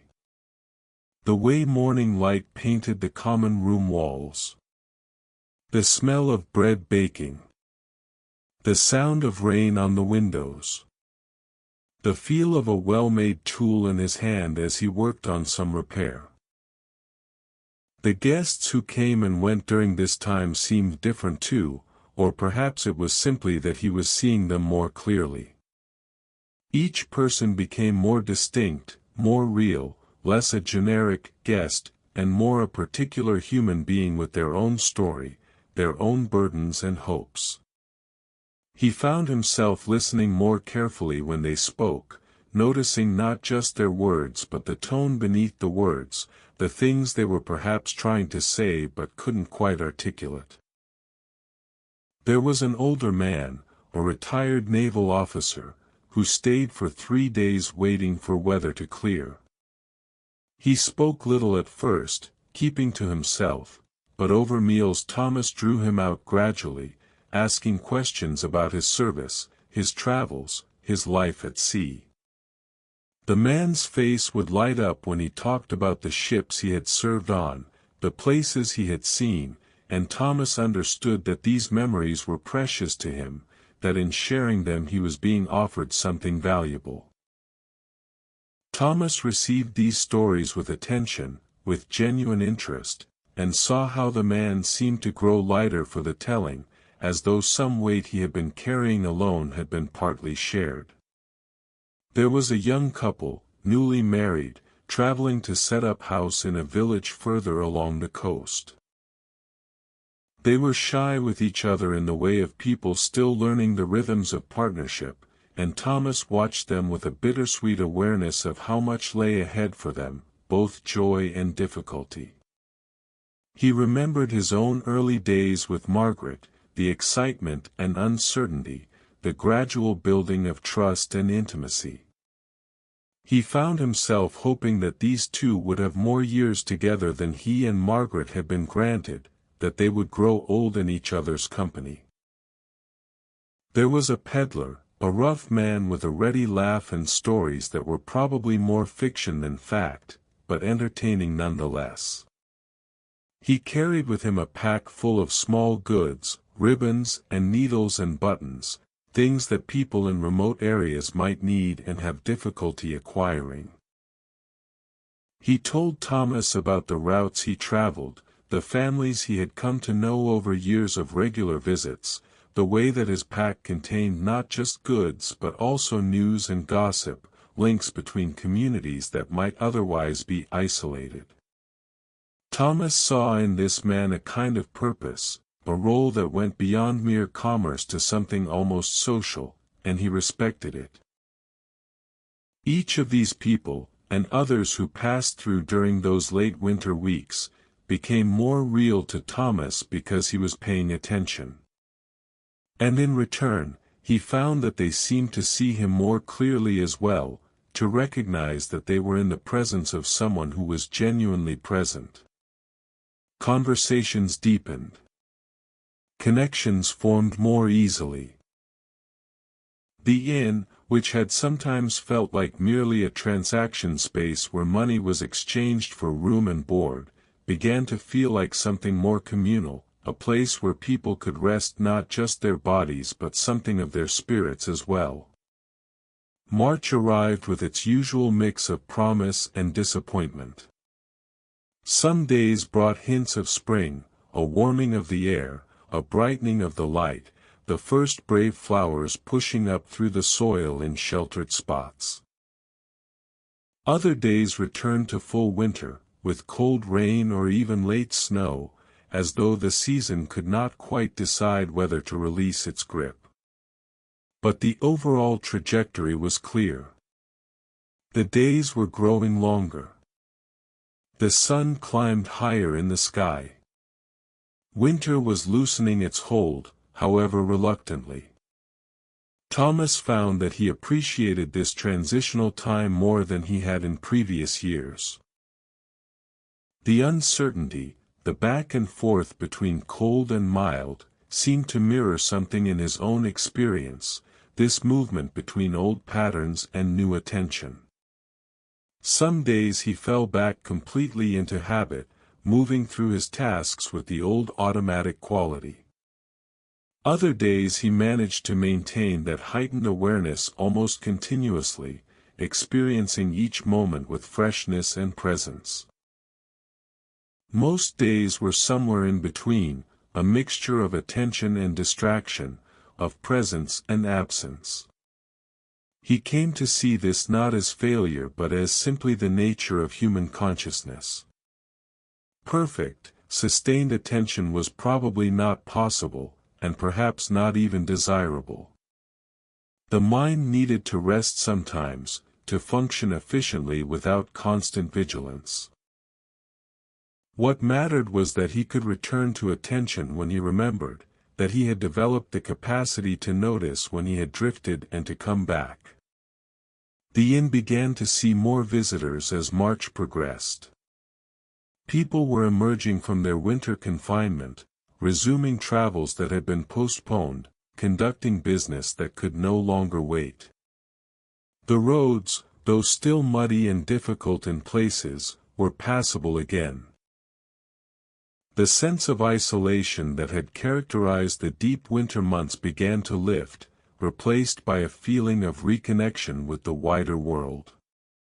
Thomas welcomed this increase in activity.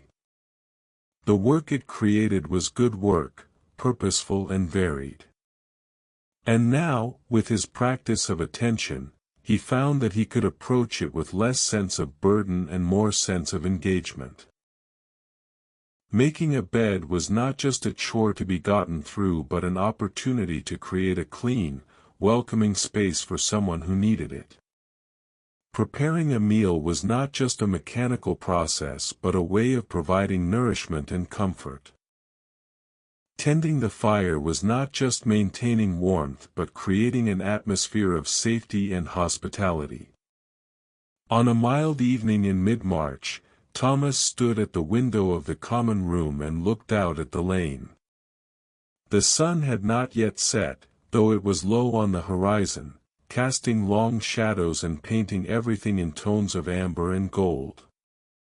The bare branches of the trees were silhouetted against the sky, creating a delicate tracery that would soon be filled in with leaves. A few early birds were singing, tentative at first but growing bolder as the light held. He felt, standing there, a contentment that went deeper than mere satisfaction with his circumstances. It was a contentment rooted in presence, in the simple fact of being here, in this place, at this moment, fully attentive to what was. The worries and questions that had troubled him weeks ago had not disappeared entirely, but they had lost their sharp edges, had been absorbed into a larger acceptance of life as it was rather than as it might have been or should be. Behind him, the common room was quiet. 2 guests were currently in residence, both upstairs in their rooms, and the evening stretched ahead with its familiar rhythms. Soon he would need to add more wood to the fire, to prepare a simple supper, to see to the small tasks that made up the closing of the day. But for now, he simply stood and watched the light change, the sky moving through shades of gold to pink to purple, the daily transformation that he had witnessed thousands of times but which never ceased to be remarkable when truly seen. The door of the inn opened behind him, and Thomas turned to see one of the guests coming down the stairs, a middle-aged woman who was traveling to visit her daughter. She smiled at him as she reached the bottom of the stairs. "The evening is beautiful," she said. "I saw it from my window." "It is," Thomas agreed. "Would you like to sit by the fire? I'll have supper ready shortly." "That would be lovely, thank you." She settled into one of the chairs, and Thomas went to the kitchen to prepare the meal. As he worked, he could hear the gentle crackling of the fire and the occasional soft sound of the woman settling into her seat. These were good sounds, companionable sounds, the sounds of a house that was fulfilling its purpose. He brought out the supper, simple fare but well prepared, and the woman accepted it with genuine appreciation. They talked a little as she ate, easy conversation about small things, the weather, the state of the roads, the daughter she was traveling to see. Thomas listened attentively, asking the occasional question, and saw how the woman relaxed as she spoke, how the lines of travel fatigue gradually softened from her face. When she had finished eating and retired to her room for the evening, Thomas cleaned up and then returned to his place by the fire. The light outside had faded completely now, and the room was lit only by the flames and the single lamp he had left burning on the mantel. The shadows were deep in the corners, but the space immediately around the hearth was warm and bright. He sat there for a long time, watching the fire, listening to the quiet, feeling the peaceful tiredness that came at the end of a good day's work. And as he sat, he found himself thinking about all the evenings like this one, the hundreds and thousands of times he had sat in this very chair, in this very room, watching this same fire. Each evening unique, and yet all of them part of a larger pattern, a continuum that stretched backward into the past and forward into whatever future remained.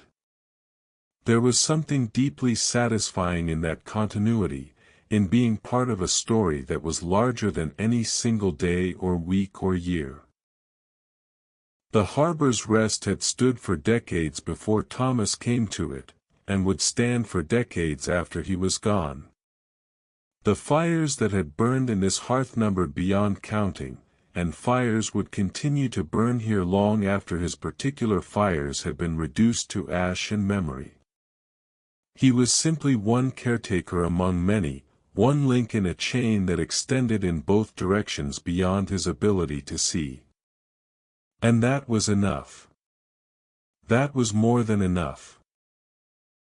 To have been here, to have tended this place, to have offered shelter and warmth to those who needed it, that was a life well lived, even if it was not a life that would be remembered or celebrated.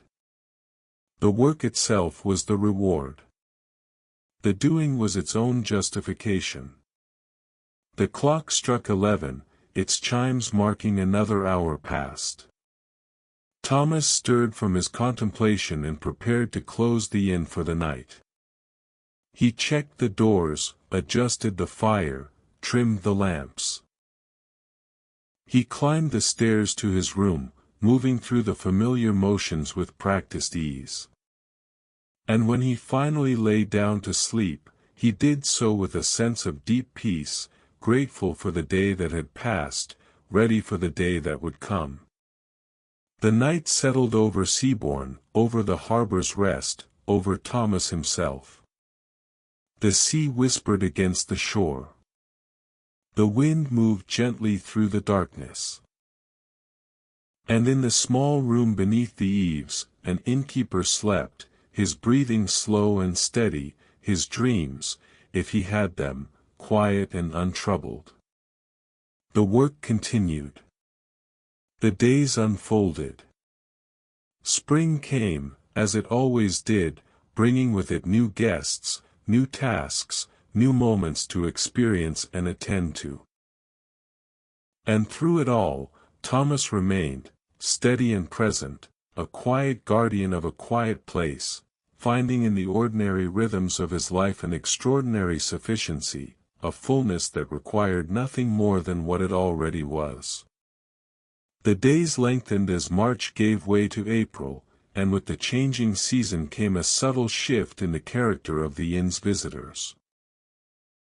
The travelers who arrived now were less driven by necessity and more by choice, their journeys undertaken with a lighter spirit than those who had braved the winter roads. There were families taking advantage of the improving weather to visit relatives they had not seen for months. There were merchants whose business had been postponed by winter storms and who now moved with renewed energy along routes that had been impassable weeks earlier. There were even a few people who seemed to be traveling simply for the pleasure of it, a luxury that Thomas associated more with summer than spring, but which spoke to an optimism that the worst of the weather had passed. The work of the inn increased correspondingly. Rooms that had stood empty for days at a time through January and February were now occupied nearly every night. Thomas found himself rising earlier and working later, his days filled with a constant stream of tasks. Beds to be made and remade, meals to be prepared, fires to be tended, questions to be answered, small problems to be solved. It was demanding work, but Thomas discovered that his practice of attention, which he had developed during the quiet winter weeks, served him well during this busier time.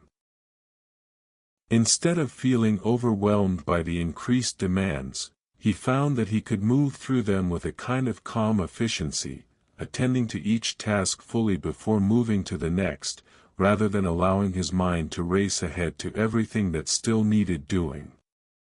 One afternoon in mid-April, as Thomas was in the kitchen preparing bread dough, he heard the bell above the front door ring, signaling a new arrival. He quickly washed the flour from his hands and went out to the common room, where he found a man standing just inside the doorway, looking around with an expression of mild curiosity. The man was perhaps in his late 30s, well dressed in a manner that suggested neither ostentation nor poverty but rather a comfortable middle station. He carried a leather traveling case and had the slightly rumpled appearance of someone who had been on the road for several hours. "Good afternoon," Thomas said. "Welcome to the Harbor's Rest. Are you looking for a room?" "I am," the man replied. "Just for tonight, if you have one available." "We do. Let me show you what we have." Thomas led the man upstairs and showed him room 2, which was one of the better rooms, with a good bed and a small fireplace. The man approved of it immediately, setting his case down and removing his coat. "This will do very nicely, thank you. My name is Brennan, by the way. Arthur Brennan. Thomas Whitfield. I'm the proprietor here. If you need anything during your stay, please don't hesitate to ask." "Actually, there is something," Mr. Brennan said. "I'm a writer, or trying to be one at any rate, and I'm traveling along the coast gathering material for a book I'm working on. I wonder if you might have time later to talk with me about this area, about Seabourn and its history. I'm particularly interested in local stories, the things that wouldn't necessarily appear in guidebooks or official histories." Thomas hesitated. He was not accustomed to being interviewed, to having his knowledge or opinions sought out in such a direct way. But there was something earnest in Mr. Brennan's manner that made refusal seem churlish. "I suppose I could spare some time this evening, after supper. Though I'm not sure how interesting my stories will be." "I've found that every place has interesting stories," Mr. Brennan said. "It's just a matter of knowing how to listen for them. I'll look forward to our conversation." Thomas left him to settle in and returned to the kitchen, where his bread dough was waiting. As he worked it, folding and pressing, he found himself thinking about Mr. Brennan's request. What stories did he have to tell about Seabourn? He had lived here most of his life, had run the inn for more than 2 decades, but he had never thought of his experiences as material for a book. His life had been ordinary, unremarkable, a series of small events rather than grand adventures. What could a writer possibly find interesting in that? And yet, as he continued working the dough, memories began to surface. Small incidents, colorful characters, moments that had seemed insignificant at the time but which, in retrospect, carried a certain resonance. There was old Mr. Coburn, the previous owner of the inn, who had claimed to have seen a mermaid when he was a young man, and who would tell the story to anyone who would listen, elaborating it slightly with each retelling until it had become impossible to separate fact from fancy. There was the winter storm of 1889, when snow had drifted so high against the inn's front door that Thomas and Margaret had been unable to open it for 2 days, and had been forced to dig their way out through a window. There was the traveling theatrical company that had stayed for a week one summer, filling the inn with laughter and drama and the constant rehearsal of lines, transforming the sedate common room into something like a stage.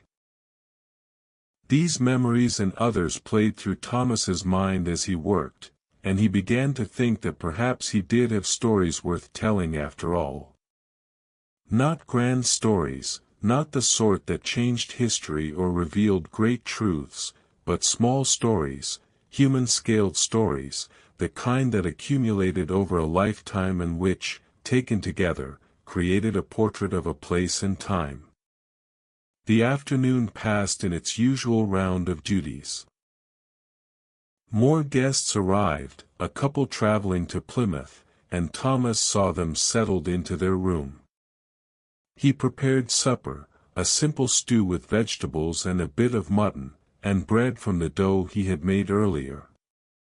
The common room filled with the pleasant sounds of people eating and conversing, and Thomas moved among them, ensuring that everyone had what they needed, attending to the fire, clearing dishes. After supper, when most of the guests had retired to their rooms or gone out for an evening walk, Mr. Brennan came downstairs with a small notebook and a pencil.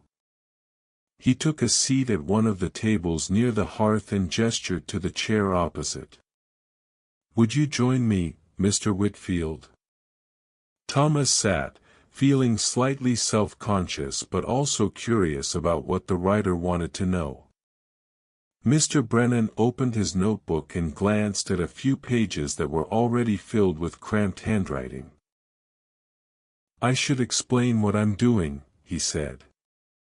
"I'm writing a book about coastal England, not a guidebook exactly, but more a collection of impressions, stories, the character of different places as revealed through the people who live there. I've been traveling for about 2 months now, and I've collected quite a bit of material, but I feel like I'm still just scratching the surface." "It sounds like an ambitious project," Thomas said. "Perhaps too ambitious," Mr. Brennan admitted with a smile. "But it's what I've committed myself to, so I suppose I'll see it through. Tell me, how long have you been keeping this in?" 22 years this coming September." "And before that?" "I grew up in Seabourn. My father was a fisherman, worked the boats until his back gave out. After that he did odd jobs around the village, whatever people needed. I worked with him for a while, but I could see that fishing was becoming harder, fewer fish, more competition. When the opportunity came to take over this inn, my wife and I decided it was a better prospect than the sea." "Your wife?" "Margaret. She died 8 years ago." "I'm sorry," Mr. Brennan said, and his sympathy seemed genuine. "So you've been running the place alone since then?" "Yes. It's manageable.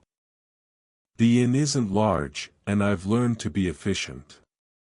Mr. Brennan made a note in his book, then looked up again. "What's changed in Seabourn over the time you've been here? What's different now from when you first took over the inn?" Thomas considered the question. "It's quieter now, I suppose. Smaller. There used to be 3 inns in the village, but one closed about 10 years ago, and another is barely hanging on. The fishing isn't what it was. Some of the younger people have left, gone to cities looking for work. Those who remain are mostly older, set in their ways. It's not a dying place, not yet, but it's not growing either. It's just, holding on. Do you think it will survive?" "Places like this have a way of persisting," even when the reasons for their existence have diminished. People have been living in Seabourne for centuries. I suppose they'll continue for a few centuries more, though perhaps in smaller numbers. And what about the inn? Do you see yourself keeping it indefinitely? Thomas was quiet for a moment, thinking about the question he had asked himself during the winter. I'll keep it as long as I'm able. After that, someone else will take it over, or they won't, and the building will be put to some other use. I've come to accept that nothing lasts forever, that all we can do is tend to things as best we can while they're in our care. Mr. Brennan wrote rapidly, his pencil making scratching sounds against the paper. That's a rather philosophical view. Is it? I suppose it is. I hadn't really thought of it that way. It's just how things seem to me. Tell me about some of the people who've stayed here. Memorable guests, unusual incidents, anything that stands out. And so Thomas began to tell his stories, the ones that had surfaced earlier while he was working the bread dough, and others that came to him as he spoke. He told about Mr. Coburn and his mermaid. He told about the storm of 1889, and how he and Margaret had turned their confinement into an adventure, making the best of their temporary isolation. He told about the theatrical company, and how one of the actresses had taught Margaret a song that she used to sing while working in the kitchen, her voice bright and clear. He told about the old sea captain who had stayed at the inn regularly for years, always taking the same room, always ordering the same simple supper, and who had shared stories about his voyages to places Thomas had only read about in books. China, India, the coasts of Africa and South America.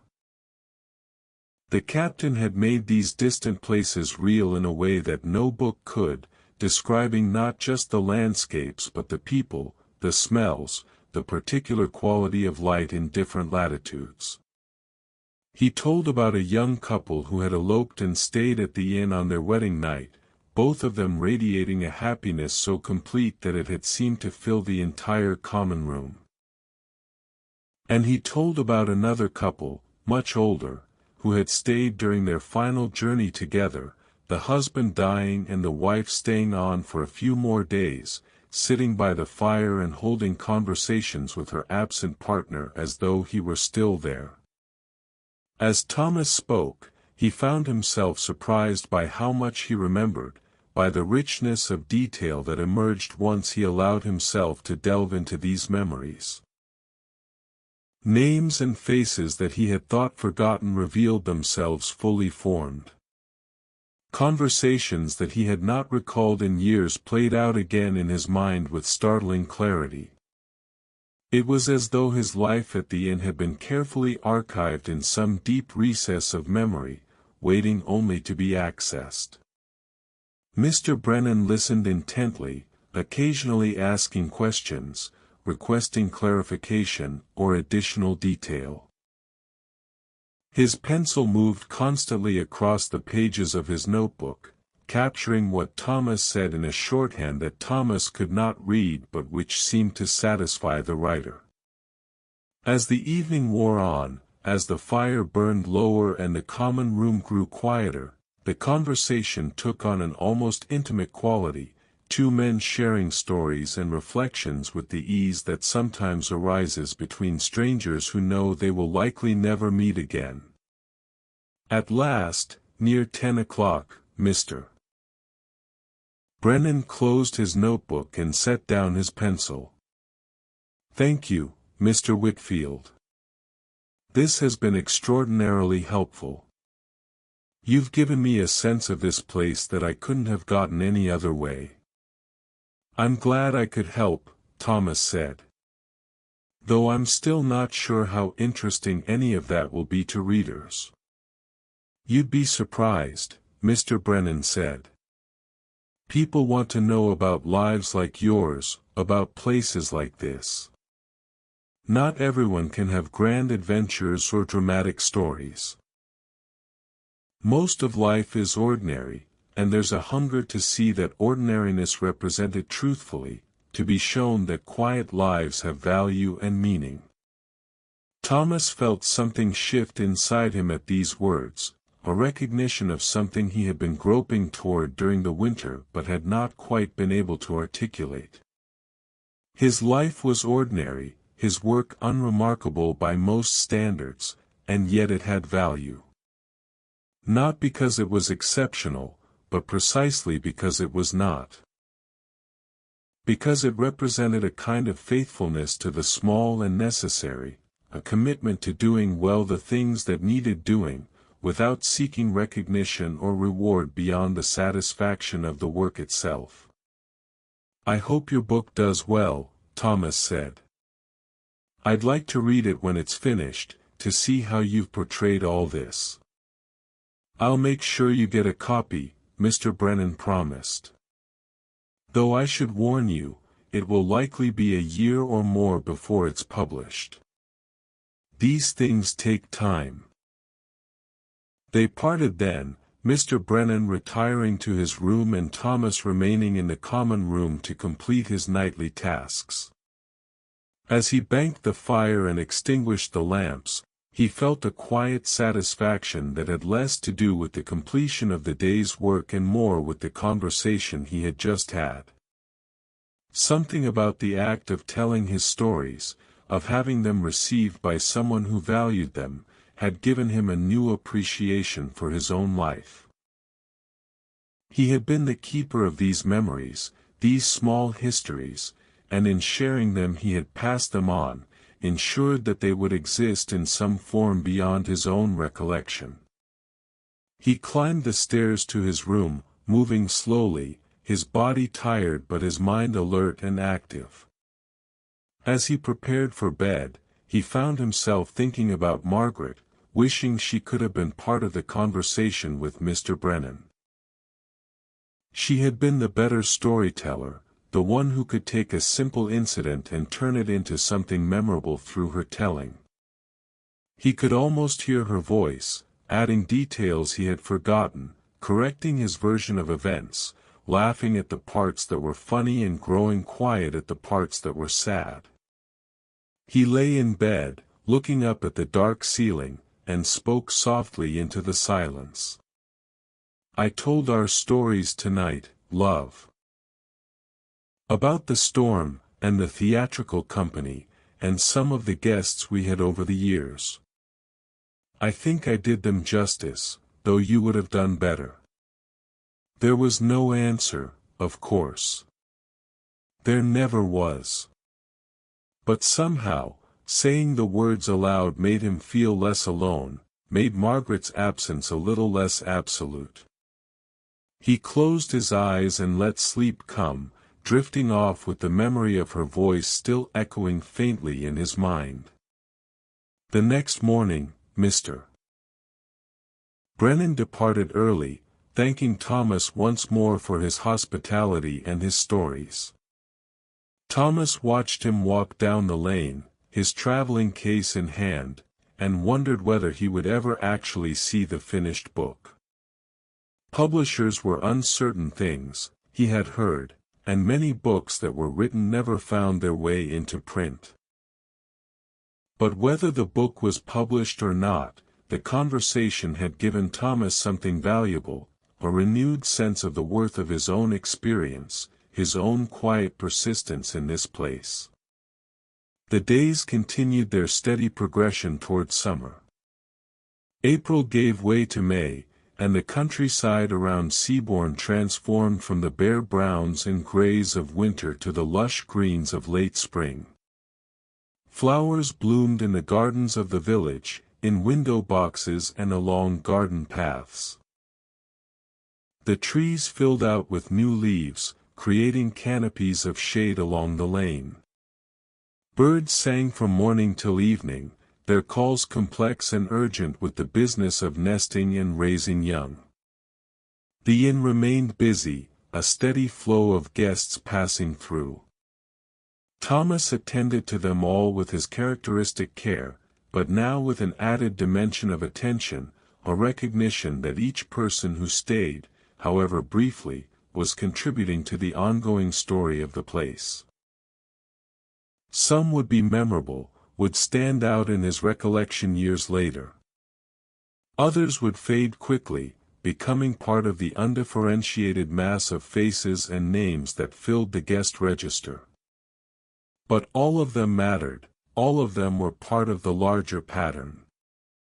One evening in late May, as Thomas was sitting by the fire after the day's work was done, he found himself thinking about time again, but in a different way than during the winter.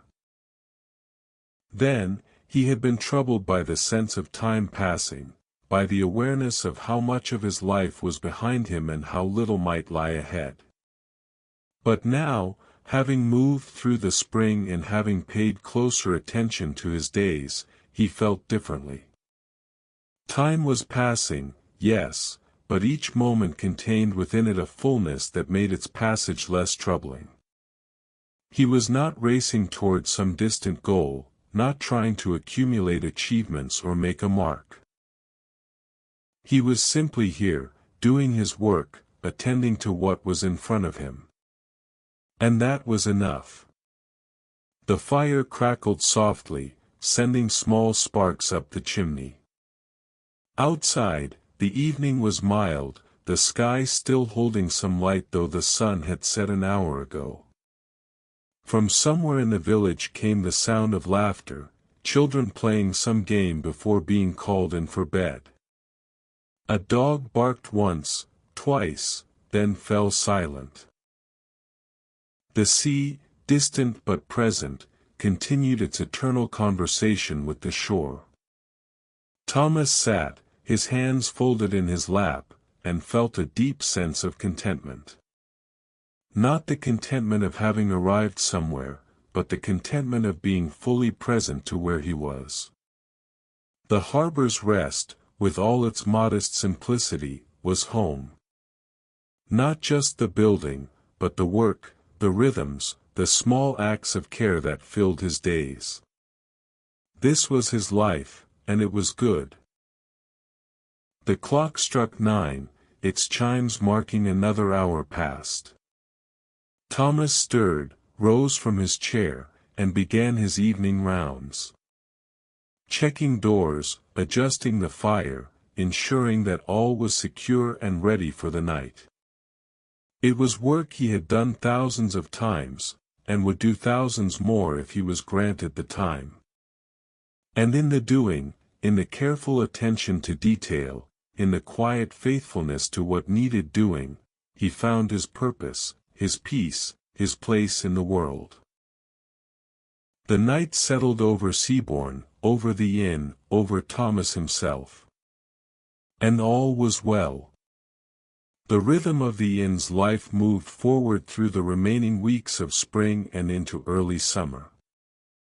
June arrived with longer days and warmer temperatures, and Seabourn began to take on the languid quality that characterized the season in coastal villages.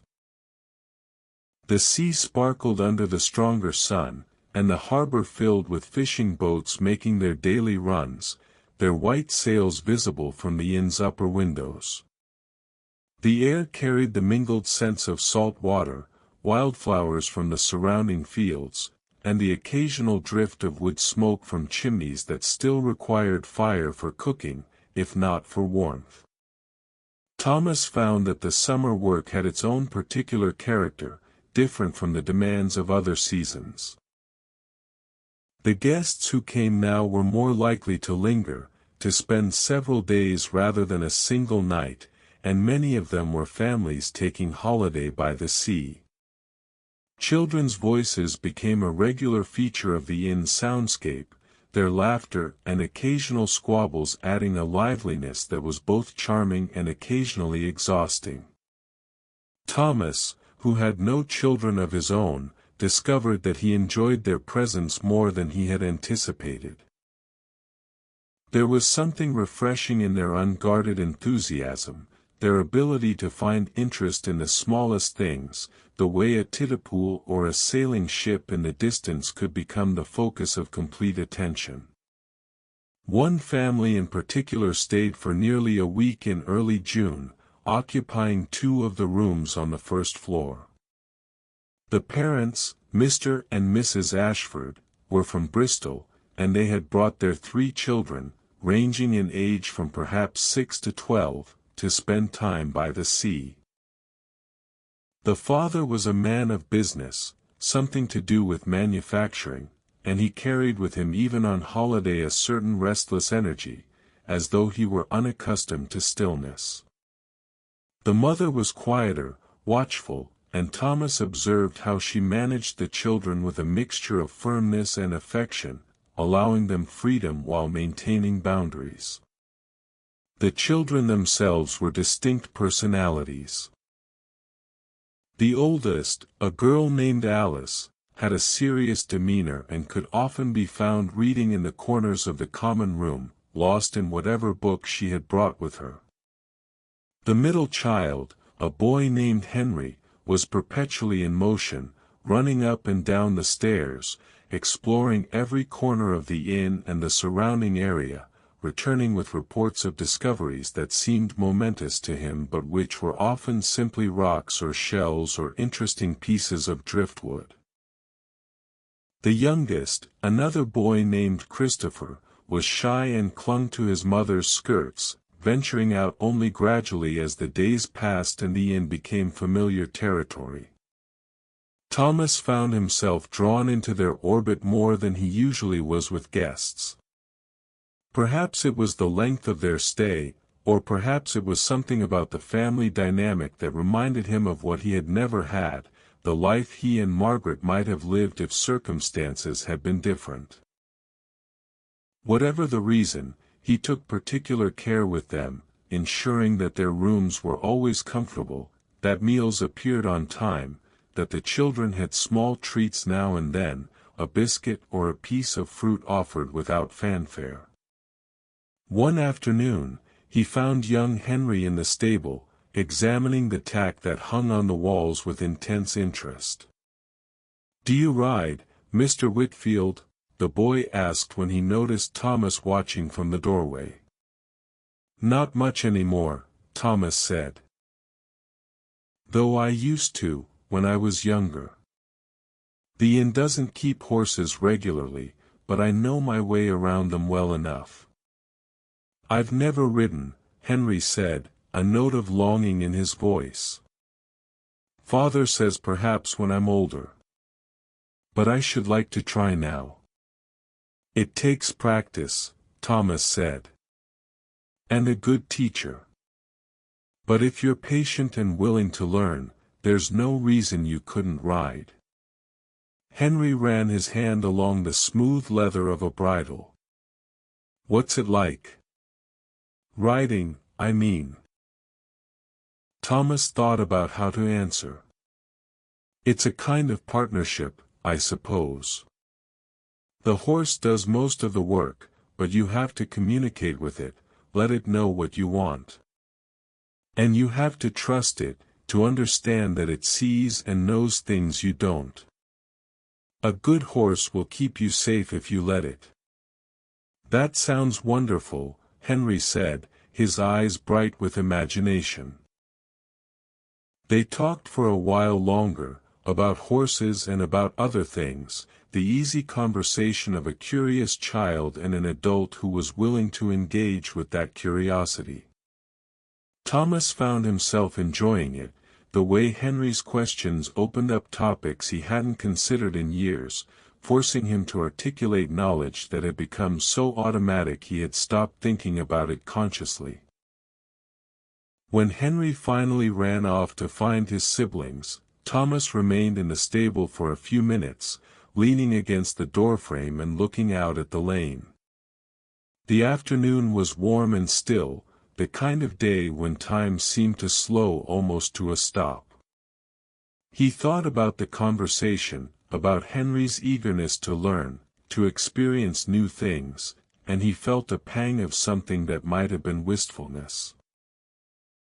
What would it have been like to have a son, to watch him grow, to pass on knowledge and skills, to see one's own qualities reflected and transformed in another person?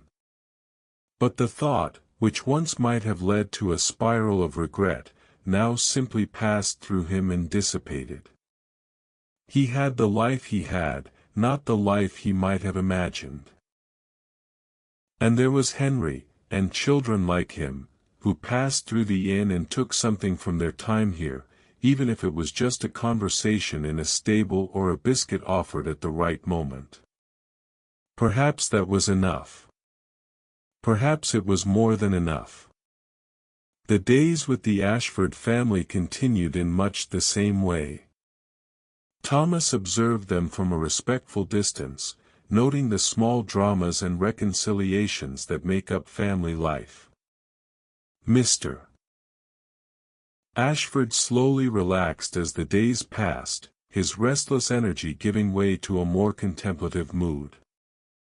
Thomas saw him one evening sitting alone on the bench outside the inn, smoking a pipe and watching the sunset, and there was in his posture a kind of peace that had been absent when the family first arrived.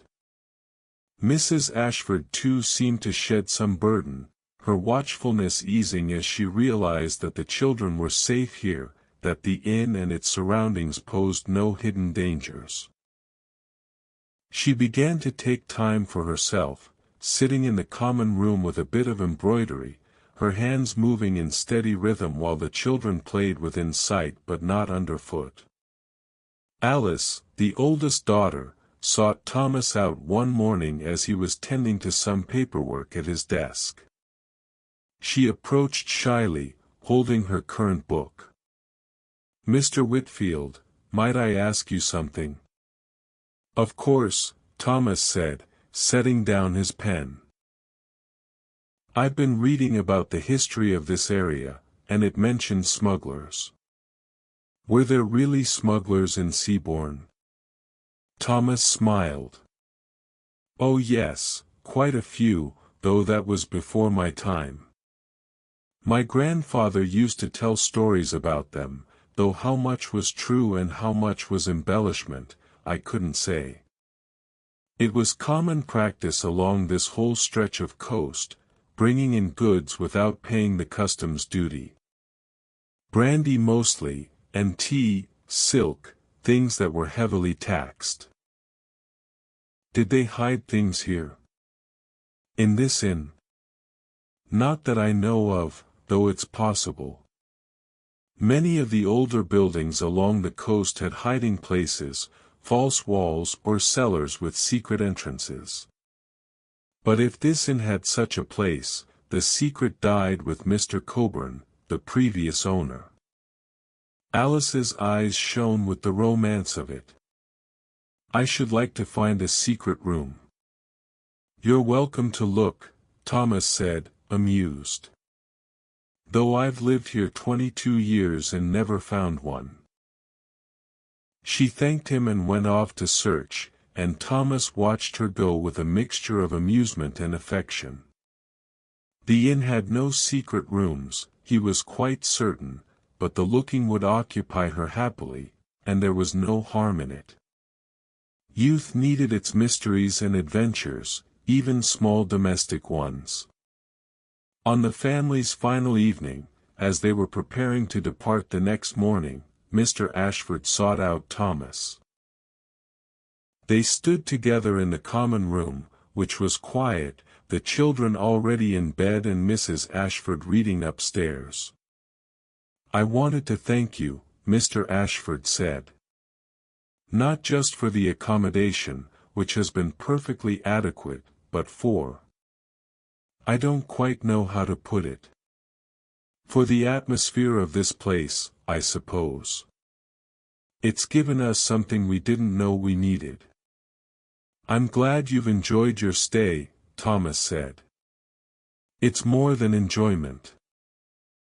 She climbed the stairs, and Thomas remained by the fire, thinking about the conversation. There was something deeply satisfying in having been able to offer comfort, in having his own experience of loss be of use to someone else. Not that he had wanted to experience it, not that he would have chosen grief if given the option. But having lived through it, having found his own ways of continuing, there was meaning in being able to share that with someone still in the raw early stages. Mrs. Penrose stayed at the inn for another week, and she did seek out Thomas's company several more times. Their conversations continued in much the same vein as that first evening, sometimes touching on grief and loss, sometimes wandering into other territories. Thomas found her to be a thoughtful, perceptive woman, someone who was genuinely grappling with her situation rather than simply waiting for time to make it bearable. She asked him questions about how he had rebuilt his life after Margaret's death, what had given him purpose, what had helped and what had not. In answering, Thomas found himself articulating things he had never quite put into words before. He spoke about the value of routine, how the daily tasks of running the inn had given him structure when everything else felt chaotic. He spoke about the importance of attention, of learning to be present to each moment rather than lost in regret for the past or anxiety about the future. He spoke about finding meaning in small acts of care, in doing his work well even when it seemed to matter very little in the grand scheme of things. "The inn gives me purpose," he said during one of these conversations. "Not because it's important in any objective sense, but because it's what I've committed myself to. And there's meaning in that commitment, in the faithfulness to it even when it's difficult or lonely. I take care of this place, and in return it gives me a reason to get up each morning, a structure for my days, a sense of having contributed something, however modest." Mrs. Penrose listened with the intensity of someone seeking answers to questions she had been carrying. "I'm trying to imagine what that will look like for me. My life was so centered around my husband, around our shared routines and plans. Now I have to build something different, and I don't yet know what shape it will take." "You don't have to know," Thomas said. "Not yet. It will emerge gradually as you move forward. The important thing is to keep moving, to not allow yourself to become entirely frozen by grief. Small steps, simple tasks, basic maintenance of life. And slowly, out of those small things, a larger pattern will develop." When Mrs. Penrose finally departed, she thanked Thomas with a warmth that suggested their conversations had genuinely helped her. "You've given me hope," she said. "Not that everything will be wonderful or that I'll stop grieving, but that I will be able to continue, that there's a way forward even when I can't yet see it clearly." "There is," Thomas assured her.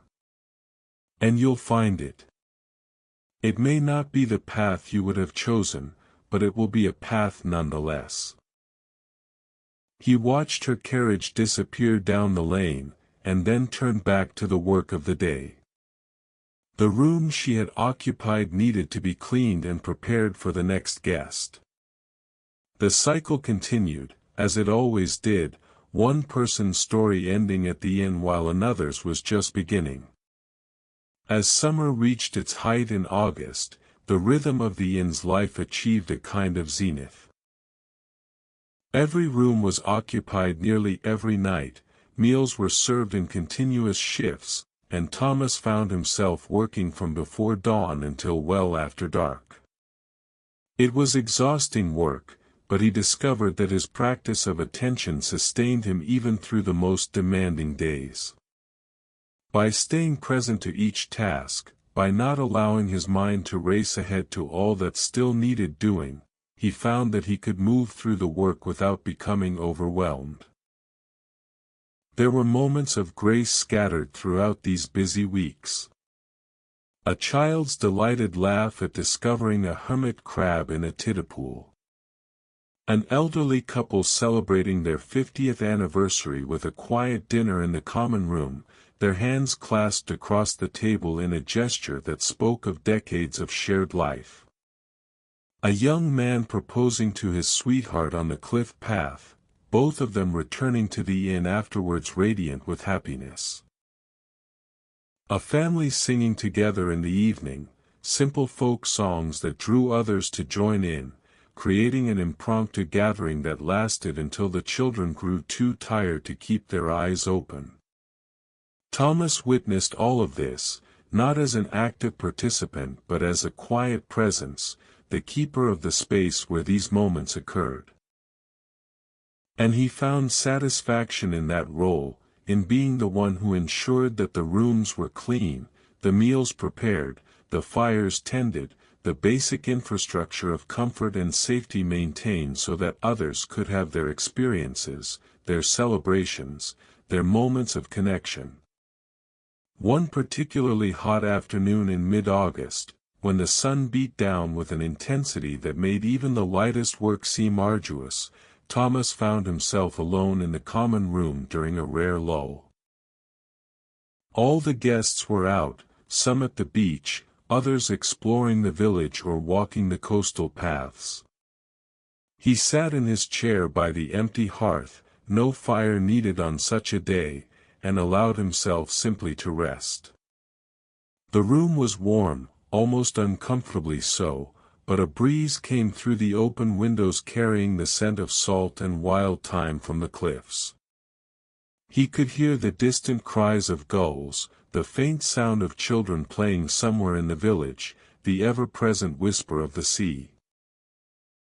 His eyes closed, and he felt himself drifting into a light doze, that pleasant state between sleeping and waking where thoughts float freely without the usual constraints of logic or linearity.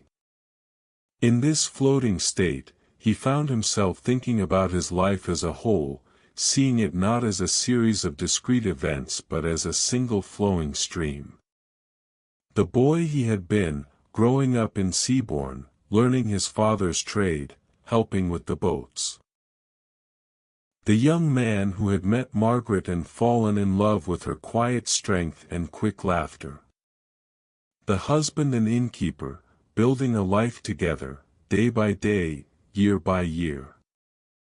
The widower, learning to continue alone, finding his way through grief to something like acceptance. And now, the aging man, still here, still doing the work, still finding meaning in the continuation of it.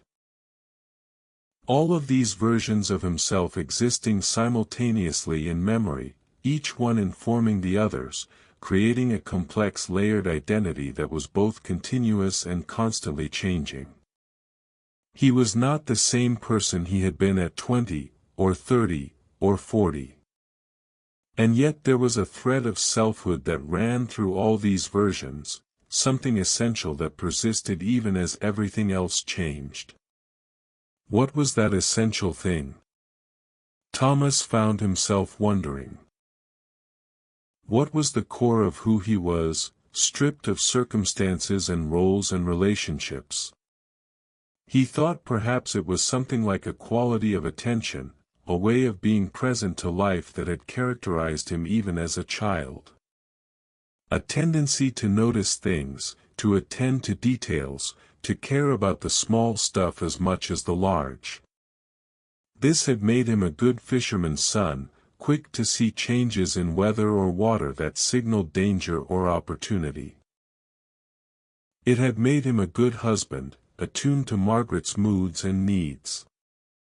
And it had made him a good innkeeper, able to sense what guests required even when they didn't articulate it. This quality of attention was, he thought, his deepest gift and his deepest responsibility. To see clearly, to notice, to respond appropriately to what was actually happening rather than to what he wished or feared might be happening. It was a simple thing, in a way, but it required constant practice, constant recommitment. The world was always offering distractions, pulling attention away from the present moment toward anxieties about the future or regrets about the past.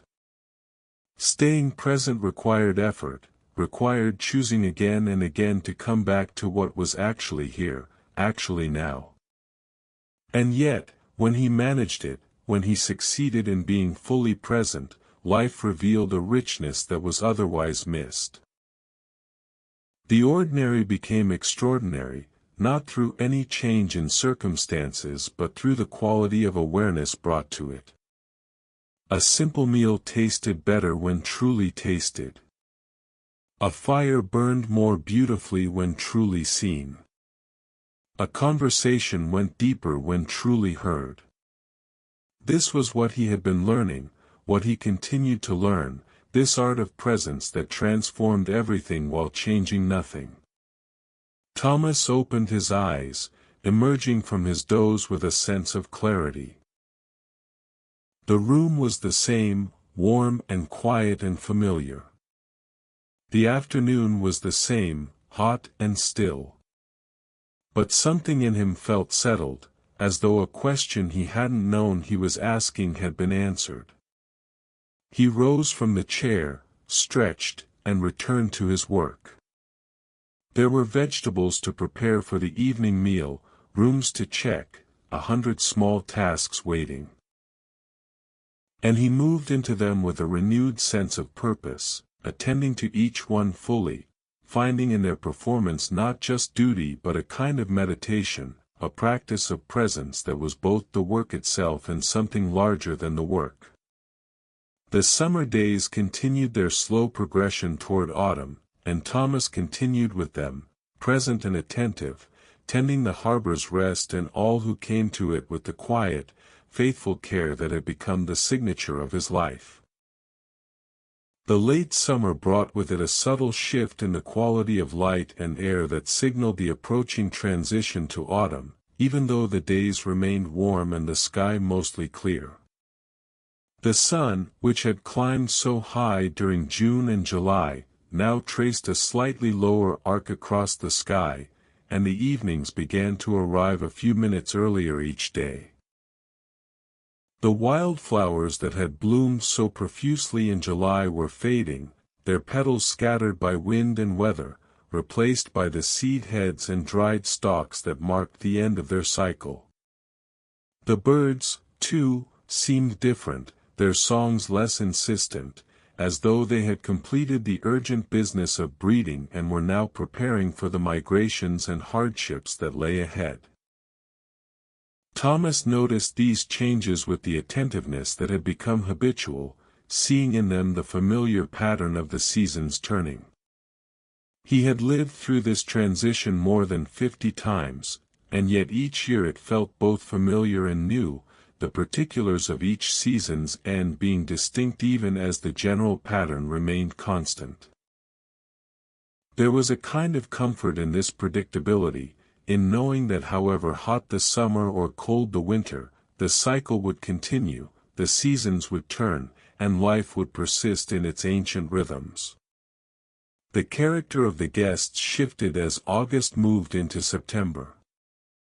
The families with young children had mostly departed, called back to cities and towns by the beginning of school term. In their place came older couples, people whose children had grown and left home, who could now travel at times of their own choosing. These guests tended to be quieter, more self-contained, requiring less of Thomas's attention but often expressing greater appreciation for what the inn offered. They understood the value of a well-made bed, a properly tended fire, a meal that appeared at the expected time without fanfare. They had lived long enough to know that such things did not happen by accident, that someone had to care enough to make them happen. One such couple arrived in early September, Mr. and Mrs. Hartley, traveling from Manchester. They were both in their late 60s, Thomas estimated, moving with the careful deliberation of people whose bodies no longer obeyed with the same reliability as in youth, but who had adapted to their limitations with grace. They took a room on the first floor, sparing themselves the climb to the second, and settled in with an efficiency that spoke of extensive travel experience.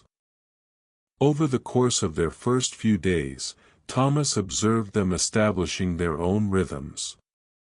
They rose early, had breakfast, and then spent the morning walking, returning by midday to rest in their room during the hottest hours. In the late afternoon they would emerge again, sometimes walking, sometimes simply sitting in the common room reading or playing cards. They spoke to each other with the easy shorthand of long familiarity, whole conversations conducted with a few words and many shared glances. Thomas found himself drawn to watch them, not intrusively but with a quiet interest. There was something in their partnership that reminded him of what he had had with Margaret, that sense of two people who had become so accustomed to each other that they functioned almost as a single unit, each anticipating the other's needs and preferences without conscious thought. He felt a pang of loss watching them, but also a kind of vicarious pleasure, a gladness that such partnership still existed, that he was not unique in having experienced that depth of connection. It's been restorative. I spend my days in Bristol managing workers and accounts, dealing with problems and conflicts, always looking ahead to the next crisis or opportunity. Being here, where time seems to move differently, where the most pressing concern is whether the tide is in or out, it's reminded me that there are other rhythms to life beyond the industrial. Thomas nodded, understanding. The inn has that effect on some people. Not everyone appreciates it, of course. Some find it too quiet, too removed from the activity they're accustomed to. But for those who can settle into its pace, it offers something valuable. I'm not sure I could live this way permanently, Mr. Ashford admitted. I'm too formed by my own world to fully leave it behind. But I'll carry this week with me, I think. It will be something to remember when the pressures mount and I need to recall that there's more to life than productivity and profit. They talked for a few more minutes, and then Mr. Ashford retired, leaving Thomas alone in the common room. He sat by the fire, which was burning low, and reflected on the conversation. The idea that the inn provided something beyond mere shelter, that it offered a kind of refuge from the accelerating pace of modern life, was not new to him. But hearing it articulated by someone like Mr. Ashford, who lived in that accelerated world, gave it additional weight. Perhaps this was the inn's true purpose, Thomas thought. Not just to house travelers, but to offer them a space outside of time, or at least outside of the particular time that governed their daily lives. A place where they could remember other ways of being, slower rhythms, simpler concerns. And perhaps his role was not just to maintain the physical structure but to preserve this quality of timelessness, to resist the pressures to modernize or change in ways that would destroy what made the place valuable. The Ashford family departed the next morning, the children full of energy despite the early hour, already chattering about the journey home and what they would tell their friends. Thomas saw them off with his usual courtesy, accepting their thanks and wishing them safe travels. And then the rooms were empty again, ready to be cleaned and prepared for whoever might come next. The summer continued its progression, each day warm and bright, the work steady but not overwhelming.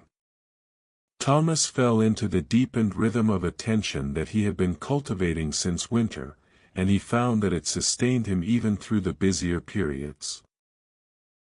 When he made a bed, he was fully present to the task, noticing the texture of the linens, the way they tucked and folded, the satisfaction of creating a smooth, welcoming surface. When he prepared food, he attended to the colors and smells, the sounds of chopping and stirring, the transformation of raw ingredients into nourishment. When he tended the fire, he watched the flames with genuine interest, never tiring of their dance, their constant variation within predictable patterns. This quality of attention extended to his interactions with guests as well. He listened more carefully, noticed more about their moods and needs, responded with greater sensitivity to what they were asking for, even when they didn't ask directly. An elderly woman who seemed unsteady on her feet found that Thomas had quietly arranged for her to have a room on the ground floor, saving her the climb up the stairs. A young man who appeared troubled and withdrawn found himself engaged in gentle conversation that drew him out without prying. A family with a crying infant discovered that their room had been prepared with extra blankets and a basin of warm water, small considerations that made their difficult nights slightly less so. These acts of care were not calculated or performed for recognition. They arose naturally from Thomas's attentiveness, from his practice of seeing each person clearly and responding to what he saw. And while some guests noticed and commented, many did not, moving on with their journeys without fully recognizing what had been offered. But Thomas found that this didn't matter. The acts themselves were their own reward, the expression of values that he held regardless of whether they were acknowledged. Late one evening in July, after a particularly full day, Thomas sat in his usual chair by the fire and allowed himself to simply rest. The inn was quiet, all the guests settled in their rooms, and the summer night outside was mild enough that the fire was more for comfort than necessity, burning low and steady. He had removed his boots and propped his feet up on a small stool, and he sat with his eyes closed, not sleeping but not fully awake either, suspended in that pleasant state between. His mind wandered without direction, touching on various thoughts and memories before moving on. He thought about Margaret, as he often did, but tonight without the edge of loss that had characterized his thoughts of her in earlier years. She had been real, vital, beloved, and then she had died, and that was the way of things. He had continued, learning to carry her absence as a part of himself rather than as a wound. She would always be with him in some sense, in the habits they had formed together, in the patterns they had established, in the physical space of the inn that they had shared. But she was also gone, and he was here, and both things were true at once. He thought about the work he had done over the decades, the thousands of beds made, meals prepared, fires tended. The immense accumulation of small acts that had made up his life.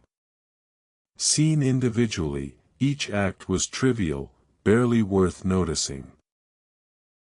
But taken together, they formed something substantial, an architecture of care that had sheltered hundreds, perhaps thousands of people over the years. Not a grand achievement, not something that would be recorded in histories or remembered beyond the span of a few generations.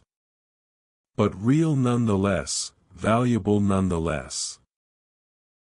He thought about time, about the way it moved both quickly and slowly, racing ahead in great leaps when he considered years or decades, but unfolding with patient deliberation when he paid attention to individual moments. The mystery of it, how the present was always slipping into the past even as the future pressed forward to become present. How one could never quite grasp the now, could only experience it as it transformed into then. And yet, paradoxically, the now was all there ever was, the only point at which life actually occurred. These thoughts, which might have troubled him in earlier times, now simply drifted through his awareness without demanding resolution. They were interesting to consider, but he felt no need to arrive at conclusions or insights. It was enough to simply sit with them, to let them be what they were. The fire shifted, a log settling deeper into the bed of coals, and Thomas opened his eyes. The common room was dim, lit only by the fire's glow and a single lamp turned low on the mantel. The shadows were deep and soft, and the whole space had the quality of a place held suspended between day and night, between activity and rest. He looked around slowly, taking in each familiar object, each piece of furniture, each line and angle of the room he knew so well. And he felt, deeply and simply, at home. Not just in the physical sense, but in the larger sense of being exactly where he belonged, doing exactly what he was meant to do. He sat there for another hour, perhaps longer, time becoming unimportant in the peaceful stillness. Eventually, he stirred himself, banked the fire for the night, checked the doors one final time, and made his way upstairs. The routine was so ingrained that his body moved through it almost automatically, allowing his mind to remain in its peaceful, unfocused state. In his room, he prepared for bed with the same easy efficiency, and when he lay down, he felt sleep approach without resistance. His last conscious thought was a wordless sense of gratitude, not directed at anything in particular, just a general thankfulness for the day that had passed, for the work he had been able to do, for the breath still moving in and out of his body, for the bed beneath him and the roof above. Gratitude for being alive, for being here, for the simple mysterious fact of existence itself. And then sleep took him, gentle and complete, and the night continued its watch over Seabourn, over the harbor's rest, over Thomas Whitfield who had found in his modest, ordinary life a quiet extraordinary peace. The high summer settled over Seabourn with a warmth that transformed the village into a place of drowsy contentment. The days stretched long, light lingering in the sky until well past 9 in the evening, and the mornings arrived early, the sun clearing the horizon before 5 o'clock and filling the inn's east-facing windows with golden light. Thomas found his sleep patterns adjusting to match the season, rising earlier than in winter but also retiring later, his body responding to the natural cycle of light and darkness in a way that felt deeply right, aligned with something older than clocks or schedules. The character of the inn's business shifted during these weeks. Families remained the most common guests, drawn to the coast for the benefits of sea air and the simple pleasures of beach and harbor. But there were also solitary travelers, painters who set up easels along the cliffs to capture the particular quality of coastal light, naturalists who spent their days examining tidal pools and recording observations in leather-bound journals, writers seeking the kind of quiet that cities no longer offered. Thomas welcomed them all, recognizing in many of them a search for something they could not quite articulate, something the inn and its surroundings might provide even if they could not name what they were looking for. One such guest arrived in late July, a woman of perhaps 45 who gave her name as Mrs. Penrose and who carried with her an air of recent sorrow. She was well dressed but not ostentatiously so, and she moved with a careful precision that suggested someone holding themselves together through conscious effort. She took one of the smaller rooms on the second floor and spent most of her time either in her room or walking alone along the coastal paths, returning at mealtimes but eating sparingly, as though food were a duty rather than a pleasure. Thomas observed her over the first few days with his characteristic attentiveness, noting the lines of fatigue around her eyes, the way her hands would sometimes tremble slightly when she reached for her teacup, the, the careful way she avoided extended conversation. He did not intrude upon her privacy, but he made sure that her room was particularly comfortable, that fresh flowers appeared in a small vase on her window sill, that the meals he prepared included items that might tempt a diminished appetite, custards and broths and delicate pastries. On her fourth evening at the inn, Mrs. Penrose came down to the common room earlier than usual. The other guests, a family with young children, had already retired, exhausted by a long day at the beach, and the room was quiet except for the soft crackling of the fire. She stood uncertainly in the doorway for a moment before moving to one of the chairs near the hearth. Thomas was at his desk, working on accounts, but he looked up and nodded a greeting. "Good evening, Mrs. Penrose. May I bring you some tea?" "That would be kind, thank you." He went to the kitchen and prepared a pot of tea, adding a small plate of biscuits that he had baked that afternoon. When he returned, he found her staring into the fire with an expression of such profound sadness that he felt he was intruding simply by witnessing it. But she looked up as he approached, and her face rearranged itself into something more neutral, more socially acceptable. "Thank you," she said as he set the tea service on the small table beside her chair. Thomas hesitated, then said gently, "I hope you're finding your stay comfortable. If there's anything additional you need, please don't hesitate to ask." "You've been very kind," she said. "More than you know, perhaps." He started to withdraw, to return to his desk and give her privacy, but she spoke again.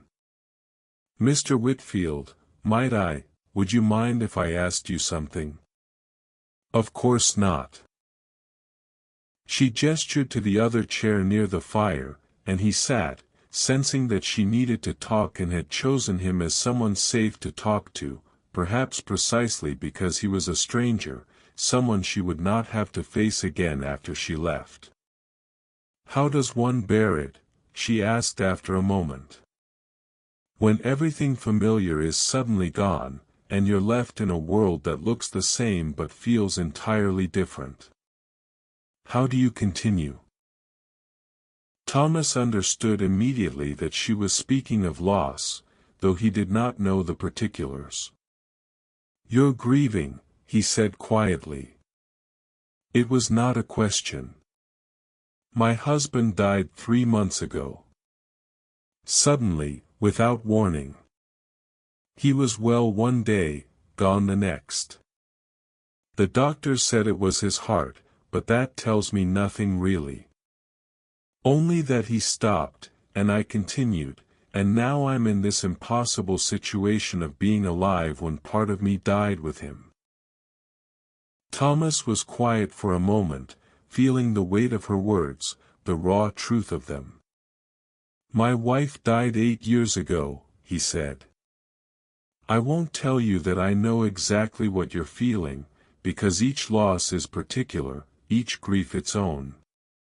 But I have some sense of what you're describing, that feeling of the world being fundamentally changed while looking the same. How did you manage it? How do you manage it still?" He considered the question carefully, wanting to offer something true rather than something merely comforting. "I don't know that I managed it well, particularly at first. I kept working because I had to, because the inn required it. But for a long time I was simply going through the motions, doing what needed to be done without being truly present to any of it. My wife's absence was so overwhelming that it seemed to fill every space, leaving no room for anything else." "That's exactly how it feels," Mrs. Penrose said, her voice breaking slightly.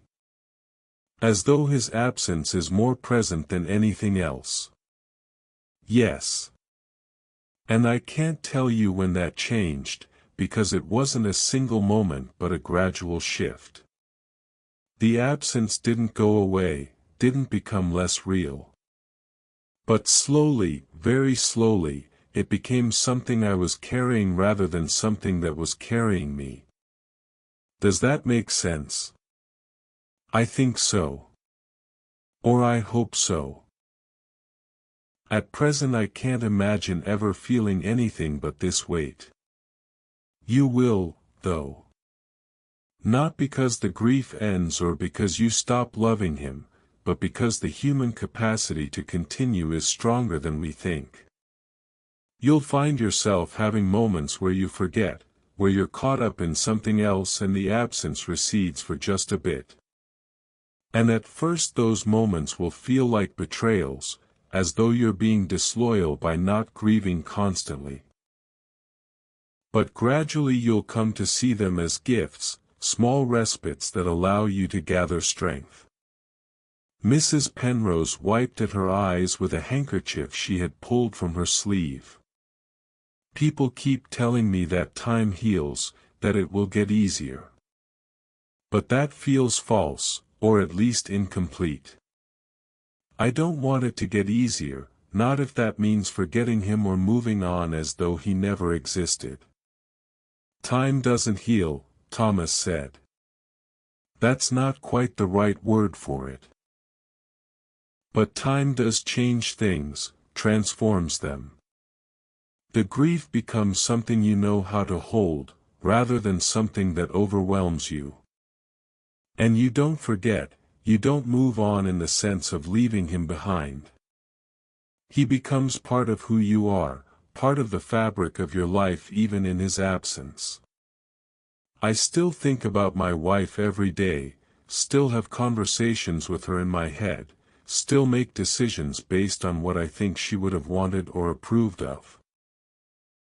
She's gone, but she's also still here in a way, still influencing how I live.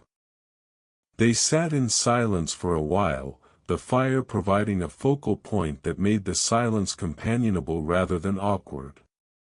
Thomas poured tea for both of them, and Mrs. Penrose accepted the cup with a small nod of thanks.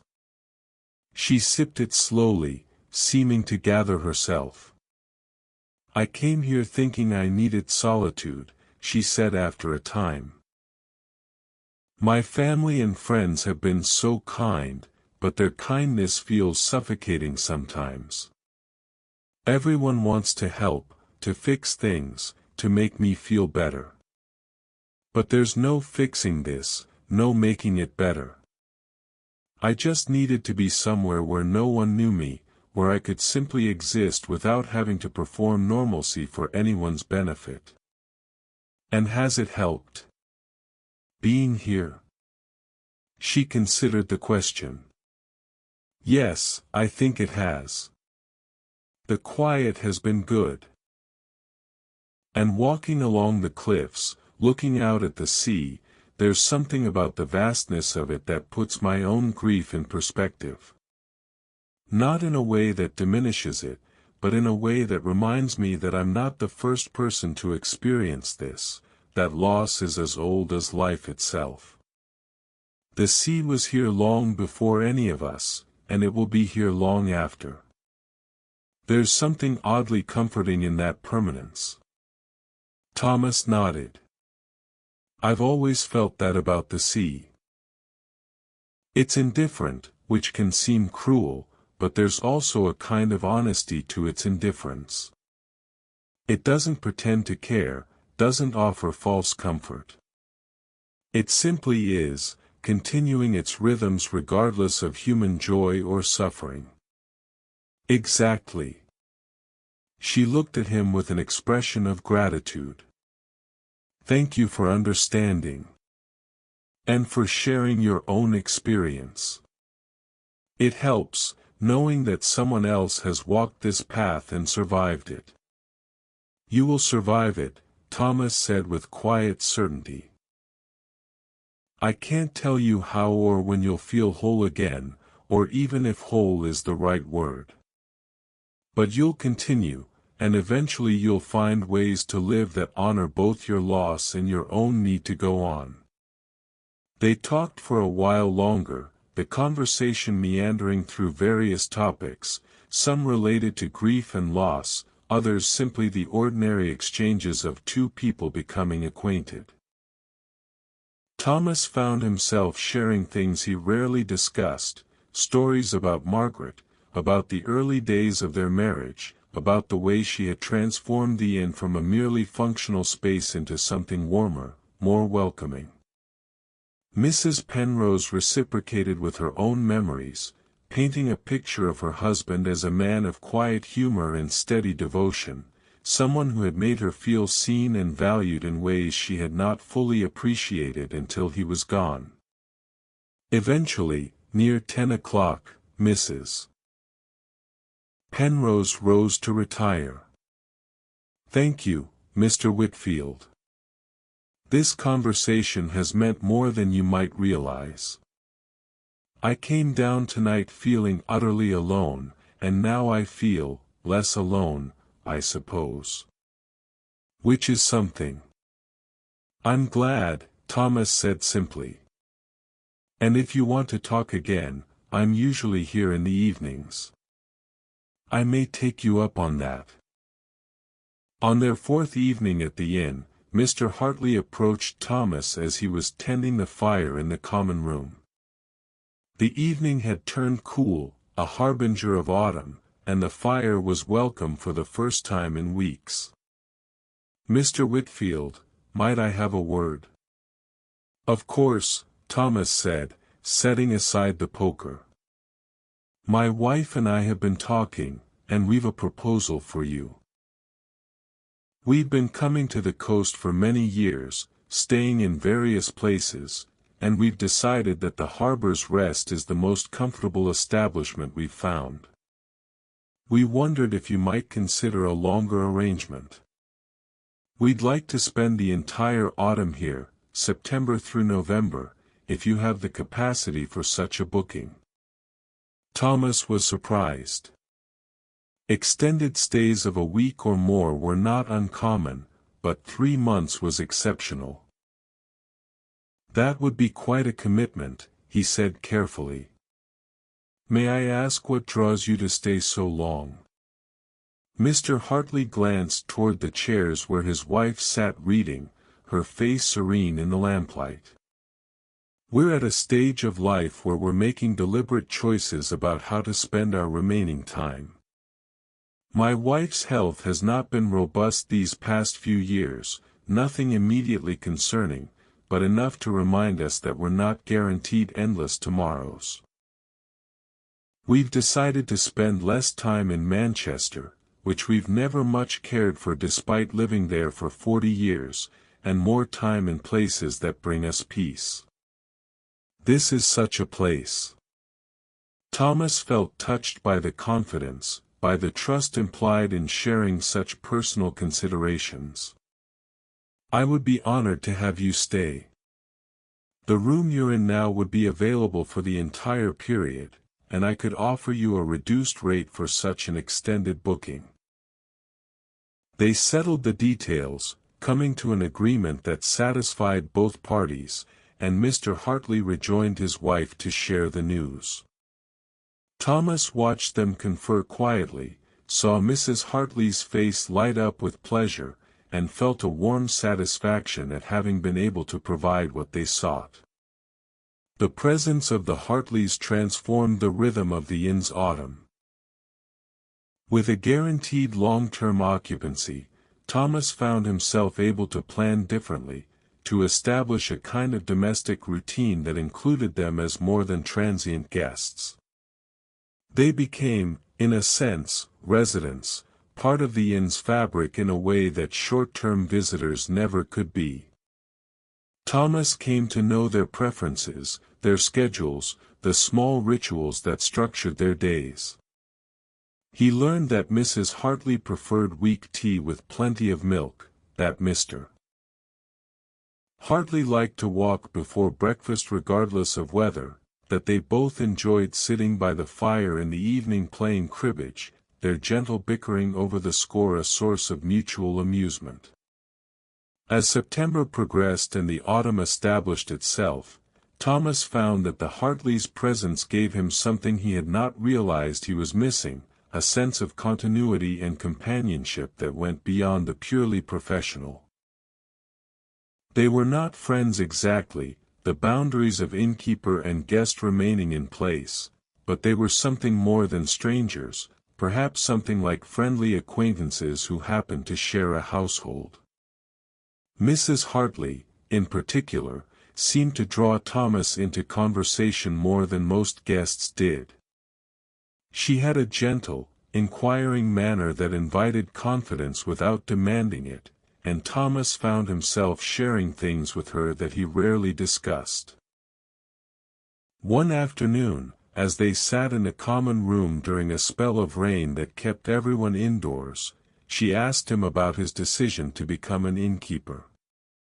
It wasn't a grand plan, Thomas admitted. More a matter of opportunity and circumstance. The inn became available just as my wife and I were looking for a way to build a life together. It seemed like honest work, something we could manage, and it offered independence. We could make our own decisions, set our own standards, succeed or fail by our own efforts. And did you succeed? We survived, which felt like success at the time. We never became wealthy, never expanded or built some grand establishment. But we provided good service, maintained the property, earned enough to live modestly. My wife would say that we succeeded in creating a place where people felt welcomed and cared for, which was more important to her than financial metrics. She sounds like a wise woman. She was. Wiser than me in many ways. She understood people better, could see past their surfaces to what they were actually feeling or needing. I was more focused on the practical side, the maintenance and accounts and physical work. We complemented each other well. Do you still miss her? Thomas paused, considering the question. Yes, though differently than I did at first. The sharp pain has dulled over time, become more of a constant ache that I've learned to carry.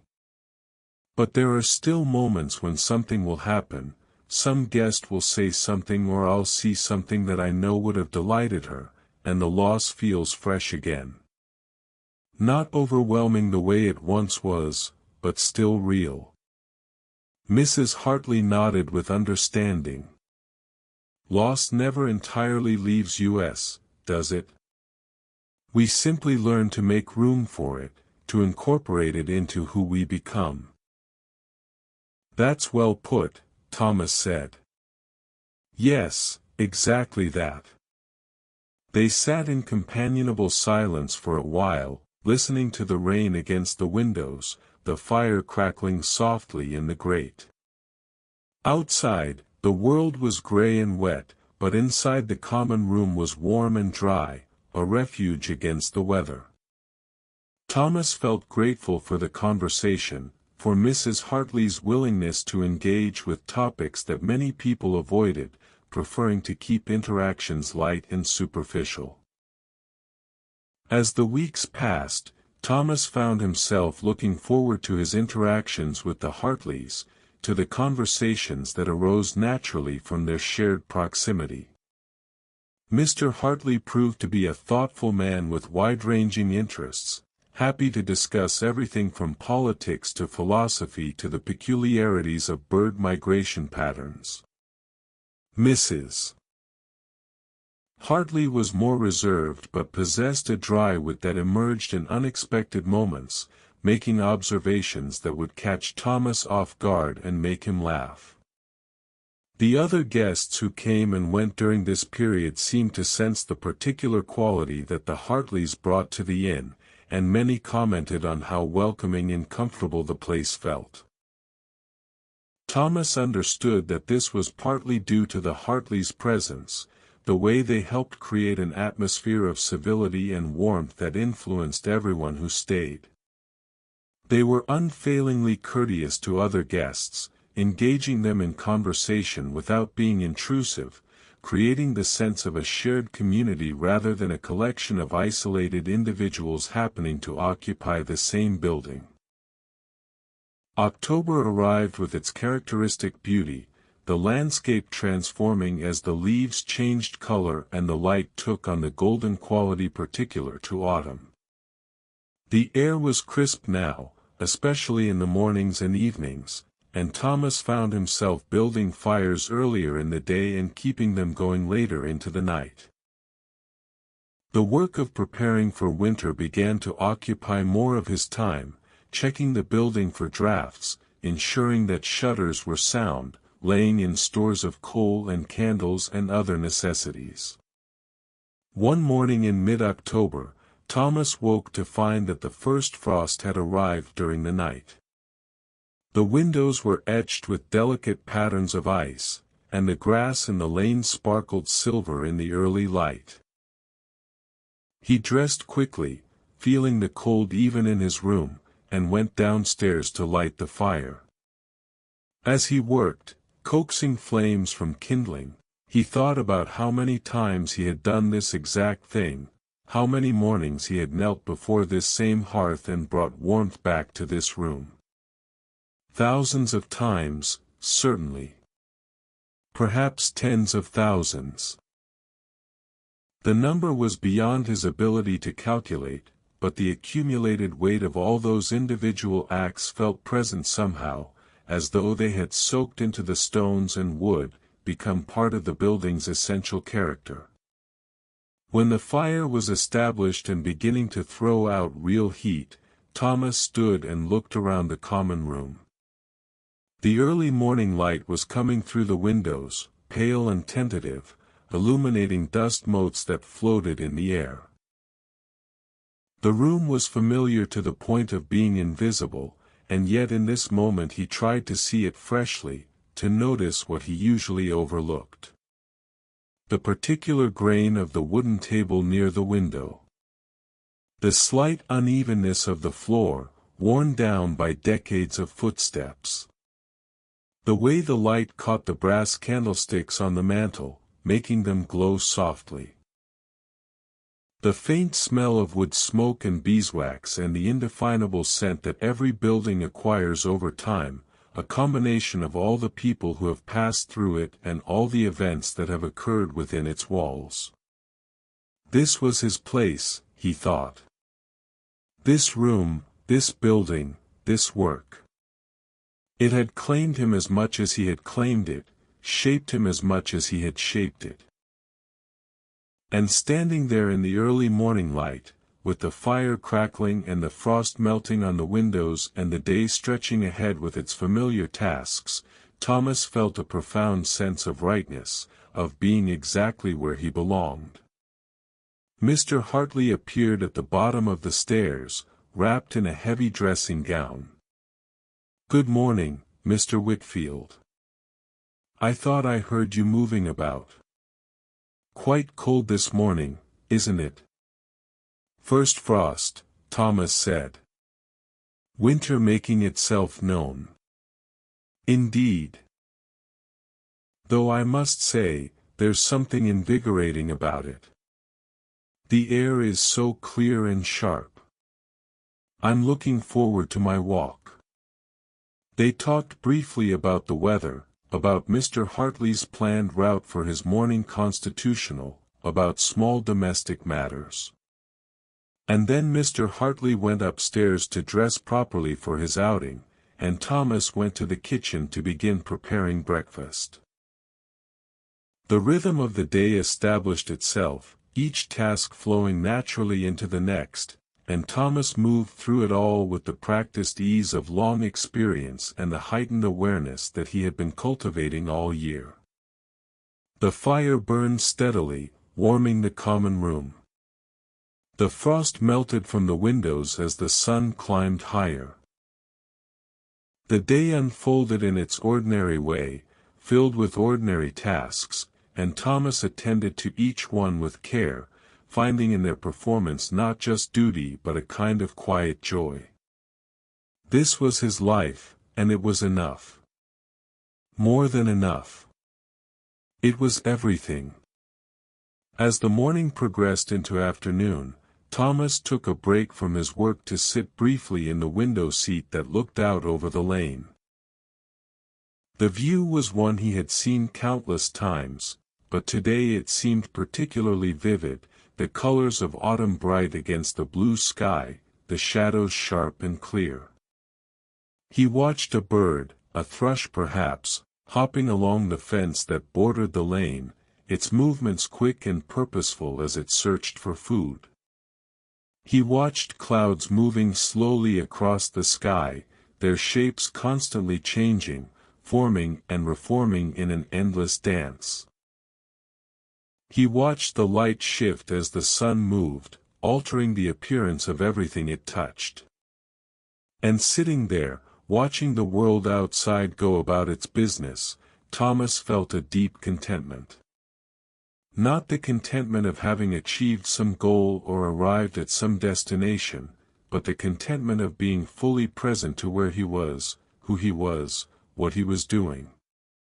The contentment of acceptance, of gratitude, of attention.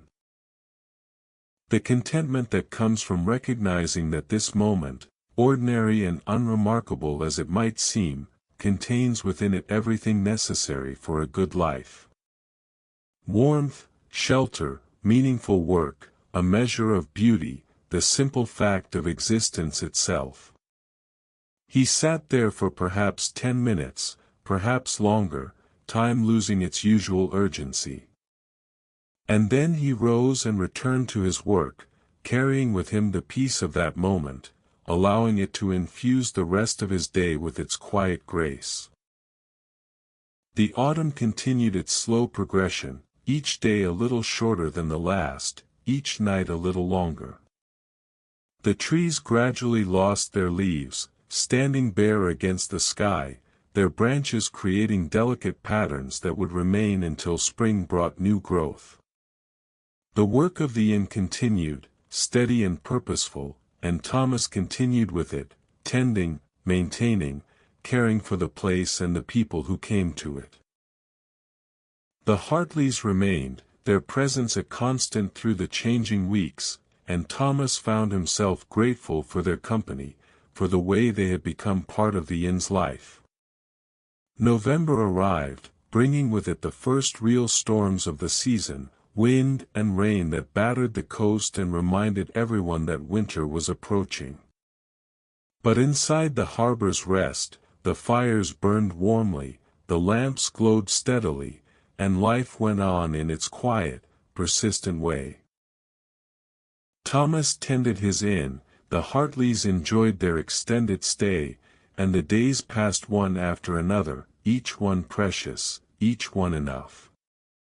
The storms of early November were fierce, arriving with a regularity that suggested the season had fully turned. Rain lashed the windows with a sound like handfuls of gravel thrown against glass, and the wind howled around the building's corners, testing every joint and seam. The sea, visible from the upper windows when the weather cleared enough to permit it, had turned from its summer blue to a sullen gray-green, its surface churned into whitecaps that extended to the horizon. On the worst days, spray carried inland from the breakers, leaving a salt residue on everything it touched. Thomas found himself grateful for the work he had done in October, the careful checking and repairing that now kept the weather at bay.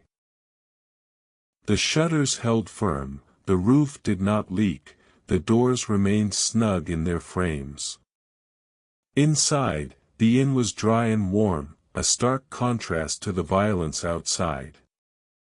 The fires burned constantly now, requiring regular tending, and Thomas kept a careful eye on his stores of coal and wood, calculating how long they would last and when he would need to arrange for more to be delivered. The Hartleys adapted to the changed weather with equanimity. Their daily walks became shorter and more carefully timed, undertaken during the brief intervals when the rain eased and the wind dropped to something less than a gale. Mrs. Hartley took to spending more time in the common room, bringing down her embroidery work and sitting near the fire, her hands moving in steady rhythm while her husband read aloud from whatever book they were currently sharing. Thomas often heard their voices as he moved about his work, not the words themselves but the cadence of the reading, the occasional pause for comment, the small sounds of shared domestic life. Other guests came and went during these weeks, though fewer than in earlier months. Those who did arrive were usually travelers caught by necessity rather than choice, people whose business could not be postponed despite the weather. They arrived bedraggled and grateful, shaking water from their coats, their faces wind-burned and weary. Thomas welcomed them with hot tea and the assurance of a warm room, and he saw how they relaxed once inside, the tension of fighting the weather easing from their shoulders. One evening in mid-November, during a particularly fierce storm, a late traveler arrived just as Thomas was preparing to secure the inn for the night. The knock at the door was urgent, and when Thomas opened it, he found a young woman standing on the threshold, soaked through despite a heavy cloak, her teeth chattering with cold. Behind her stood a horse, its head lowered against the wind, water streaming from its coat. "Please," the woman said, her voice barely audible over the storm. "Do you have a room? I'm trying to reach Penzance, but I can't go any further tonight." "Of course, come in," Thomas said immediately, opening the door wider. "Let's get you inside, and then I'll see to your horse." The woman stumbled into the common room, leaving puddles on the floor, and stood near the fire with her arms wrapped around herself. Thomas quickly fetched blankets and draped them over her shoulders, then went out into the storm to deal with the horse. The wind nearly knocked him off his feet as he led the animal around to the stable, and by the time he had it settled with feed and water, he was nearly as wet as his unexpected guest. When he returned to the common room, he found that Mrs. Hartley had taken charge of the situation. She had guided the young woman to a chair close to the fire and was pouring hot tea, speaking to her in a soothing voice. Mr. Hartley had discreetly retired upstairs, giving the women privacy. Thomas approached quietly, not wanting to intrude on Mrs. Hartley's ministrations. "Mr. Whitfield," Mrs. Hartley said, looking up as he entered. "This is Miss Cooper. She's been traveling since early this morning and got caught in the worst of the weather." The young woman looked up at Thomas with exhausted eyes. She was perhaps 25, he estimated, with dark hair plastered to her head and a face that would have been pretty if not for the obvious fatigue and distress. "I'm sorry to arrive so late," she said. "I had hoped to reach Penzance before nightfall, but the roads were worse than I expected, and my horse began to struggle. When I saw your light, I knew I had to stop." "You did the right thing," Thomas assured her. "The roads are dangerous in this weather, especially after dark. You're welcome to stay as long as you need." He showed her to room 3, one of the better rooms, and lit a fire in the small hearth to help drive out the chill. He brought up hot water for washing and an extra blanket for the bed. When he returned downstairs, he found Mrs. Hartley still in the common room, her embroidery forgotten in her lap. "Poor girl," Mrs. Hartley said quietly. "She's quite shaken. I gather she's traveling alone, which is brave but also rather worrying. Young women shouldn't have to make such journeys without protection." "She seemed capable enough," Thomas said. "And she had the good sense to stop when she needed to. Still, I worry. The world can be harsh for women traveling alone. Thomas nodded, understanding her concern. He had seen enough solo travelers over the years to know that the road could be dangerous, particularly for those who appeared vulnerable. But he had also seen people rise to challenges, find reserves of strength they hadn't known they possessed. Miss Cooper had made it this far, and with a night's rest and the storm past, she would likely complete her journey safely. The next morning brought a break in the weather, the wind dropping and the rain easing to a light drizzle. Miss Cooper appeared at breakfast looking much recovered, her hair dried and neatly arranged, her color returned. She ate with good appetite and spoke more freely than she had the previous night, explaining that she was traveling to Penzance to take up a position as a governess with a family there. "I've never been so far from home before," she admitted. "My family is in Exeter, and leaving them was harder than I expected. But the position is a good one, and I need to make my own way in the world. I have 3 younger sisters, and our family's circumstances are such that we cannot all remain dependent on our parents." Thomas listened with sympathy, hearing in her words echoes of countless other young people who had passed through the inn on their way to uncertain futures.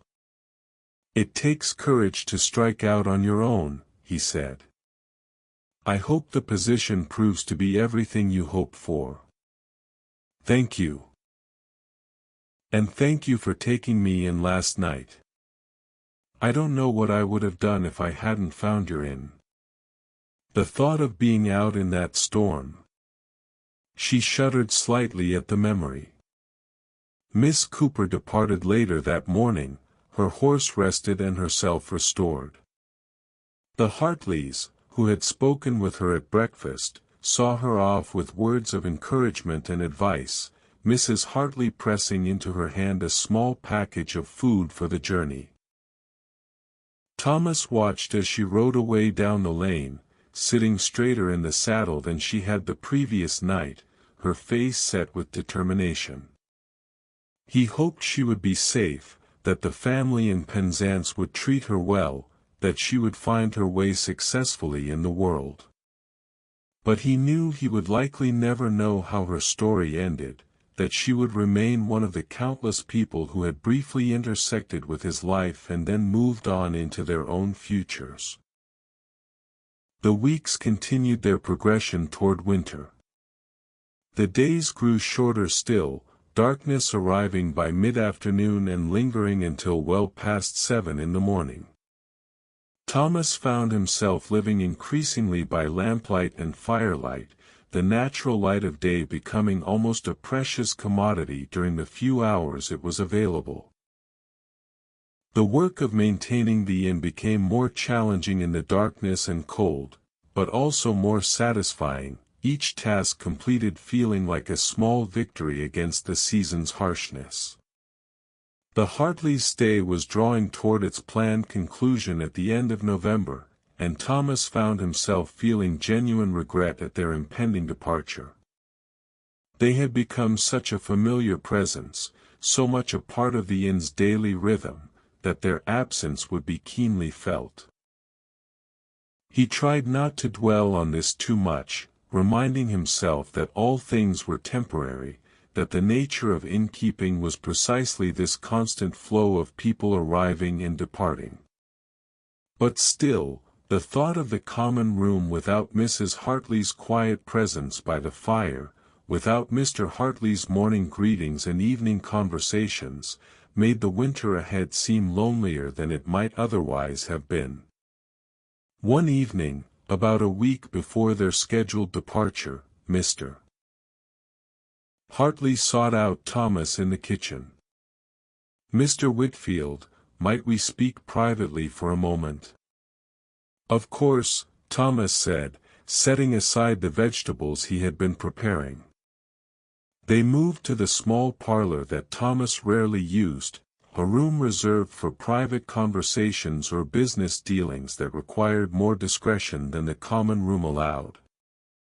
"My wife and I have been discussing our plans," Mr. Hartley began once they were seated.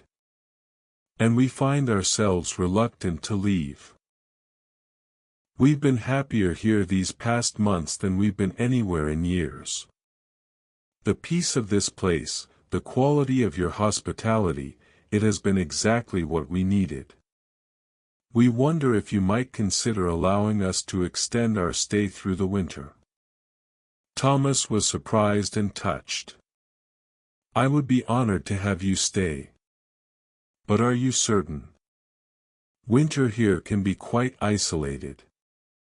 The village is quiet even in summer, but in winter it becomes almost completely shut off from the wider world. The roads are often impassable for days at a time. Some people find that isolation oppressive." "We understand that," Mr. Hartley said. "In fact, it's part of the appeal. My wife's health, as I mentioned when we first arrived, has been a concern. Nothing immediately dangerous, but she tires easily, and the doctors have recommended rest and quiet. What better place than here? And as for myself, I've spent my entire adult life in the bustle and noise of Manchester, always busy with one thing or another. The prospect of a winter spent quietly, with good books and good company, strikes me as close to ideal." They discussed the practical arrangements, settling on terms that satisfied both parties. When Mr. Hartley returned upstairs to share the news with his wife, Thomas remained in the parlor for a few minutes, absorbing what had just occurred. The Hartleys would stay through winter. The common room would remain inhabited, the companionship would continue. He felt a warmth in his chest that had nothing to do with the fire, a gratitude for this unexpected gift of continued fellowship. When he finally emerged from the parlor and returned to his work, he found himself moving with renewed energy. The tasks that had seemed routine took on new significance, knowing that they were being performed not just for transient guests but for people who had chosen to make the inn their home, at least temporarily. He prepared the evening meal with extra care, selecting the best vegetables, seasoning the stew with particular attention, ensuring that the bread was perfectly baked. At dinner, the Hartleys shared their decision to stay, and the small handful of other guests who were present congratulated them on their choice. The conversation that evening was warmer than usual, animated by a sense of celebration, and Thomas found himself joining in more than he typically did, drawn into the shared pleasure of the moment. Later, after the other guests had retired and only the Hartleys remained in the common room, Mrs. Hartley called Thomas over to where she and her husband were sitting. "Mr. Whitfield, we want you to know how much this place means to us. We're not just staying because it's convenient or comfortable, though it's both those things. We're staying because we've come to feel at home here, and that's a rare and precious thing to find." "The feeling is mutual," Thomas said simply. "Having you here has meant more to me than you might realize. The inn can be a lonely place in winter, and your presence will make it less so." They sat together for a while in comfortable silence, watching the fire burn down to embers. Outside, the wind had picked up again, and rain began to patter against the windows, but inside all was warm and peaceful. Thomas felt a contentment that was both familiar and somehow new, a sense that life continued to offer unexpected pleasures and connections even when one had long since stopped looking for them. As November drew toward its close, the weather settled into a pattern of alternating storms and brief clear periods. Thomas learned to read the signs, to predict when a storm was building and when a break would occur, and he planned his outdoor work accordingly. The Hartleys adapted to the rhythm as well, timing their walks to take advantage of the clear spells, accepting the stormy days as opportunities for indoor pursuits. The final week of November brought the first snow, not much, just a light dusting that melted by midday, but enough to signal that winter had truly arrived.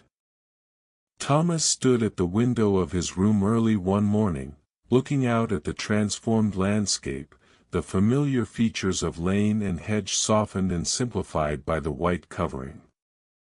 It was beautiful in its way, though he knew that beauty would soon give way to the practical challenges that snow and ice created. But for now, in this moment, he simply appreciated the sight, allowing himself to notice the particular quality of light on snow, the way it seemed to glow even in the pre-dawn dimness. This was what he had been learning all year, this capacity to pause and notice, to be present to moments of beauty or peace or simple ordinariness, to recognize that each moment carried within it something worth attending to if only one remembered to look. He dressed warmly and went downstairs to begin the day's work. The fire needed building, breakfast needed preparing, the inn needed tending. It was the same work he had done for more than 2 decades, and would continue doing for however much time remained to him.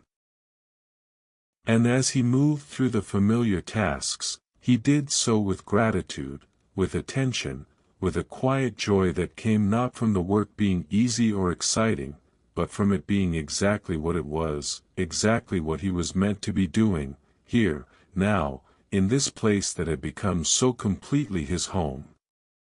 The fire caught and began to spread its warmth through the common room. The lamps were lit, casting their steady glow. Outside, the snow continued to fall gently, but inside the harbor's rest, all was warm and safe and good. Another day was beginning, and Thomas was here to meet it, to tend it, to move through it with the careful attention that had become his practice and his peace. And so the inn continued its quiet existence, sheltering those who came to it, offering warmth and rest, presided over by a man who had learned, slowly and with difficulty, that a life need not be extraordinary to be good, that faithfulness to small things was its own kind of greatness, that attention itself was a form of love. The winter stretched ahead, and Thomas would meet it as he had met all the seasons before it, one day at a time, one task at a time, fully present to each moment as it arrived. This was his life. This was enough. This was everything. Thank you for traveling with me during these long, quiet hours spent at the harbor rest area. I hope you found something soothing for your own soul in Thomas's steady, faithful presence. Something that reminded you that there is grace in ordinariness, dignity in simple work, and the peace of paying attention to what is truly here in this moment, instead of forever searching for something else. If these stories have comforted you, I would be very grateful if you would consider subscribing to Mystic Sleep Tales and perhaps leave a comment about a little ordinary thing you heard tonight or learned to appreciate more deeply in your own life. Until we meet again in another quiet corner of the world, sleep peacefully, rest deeply, and may your dreams be gentle. Remember, tomorrow is the first day of the rest of your life. Good night.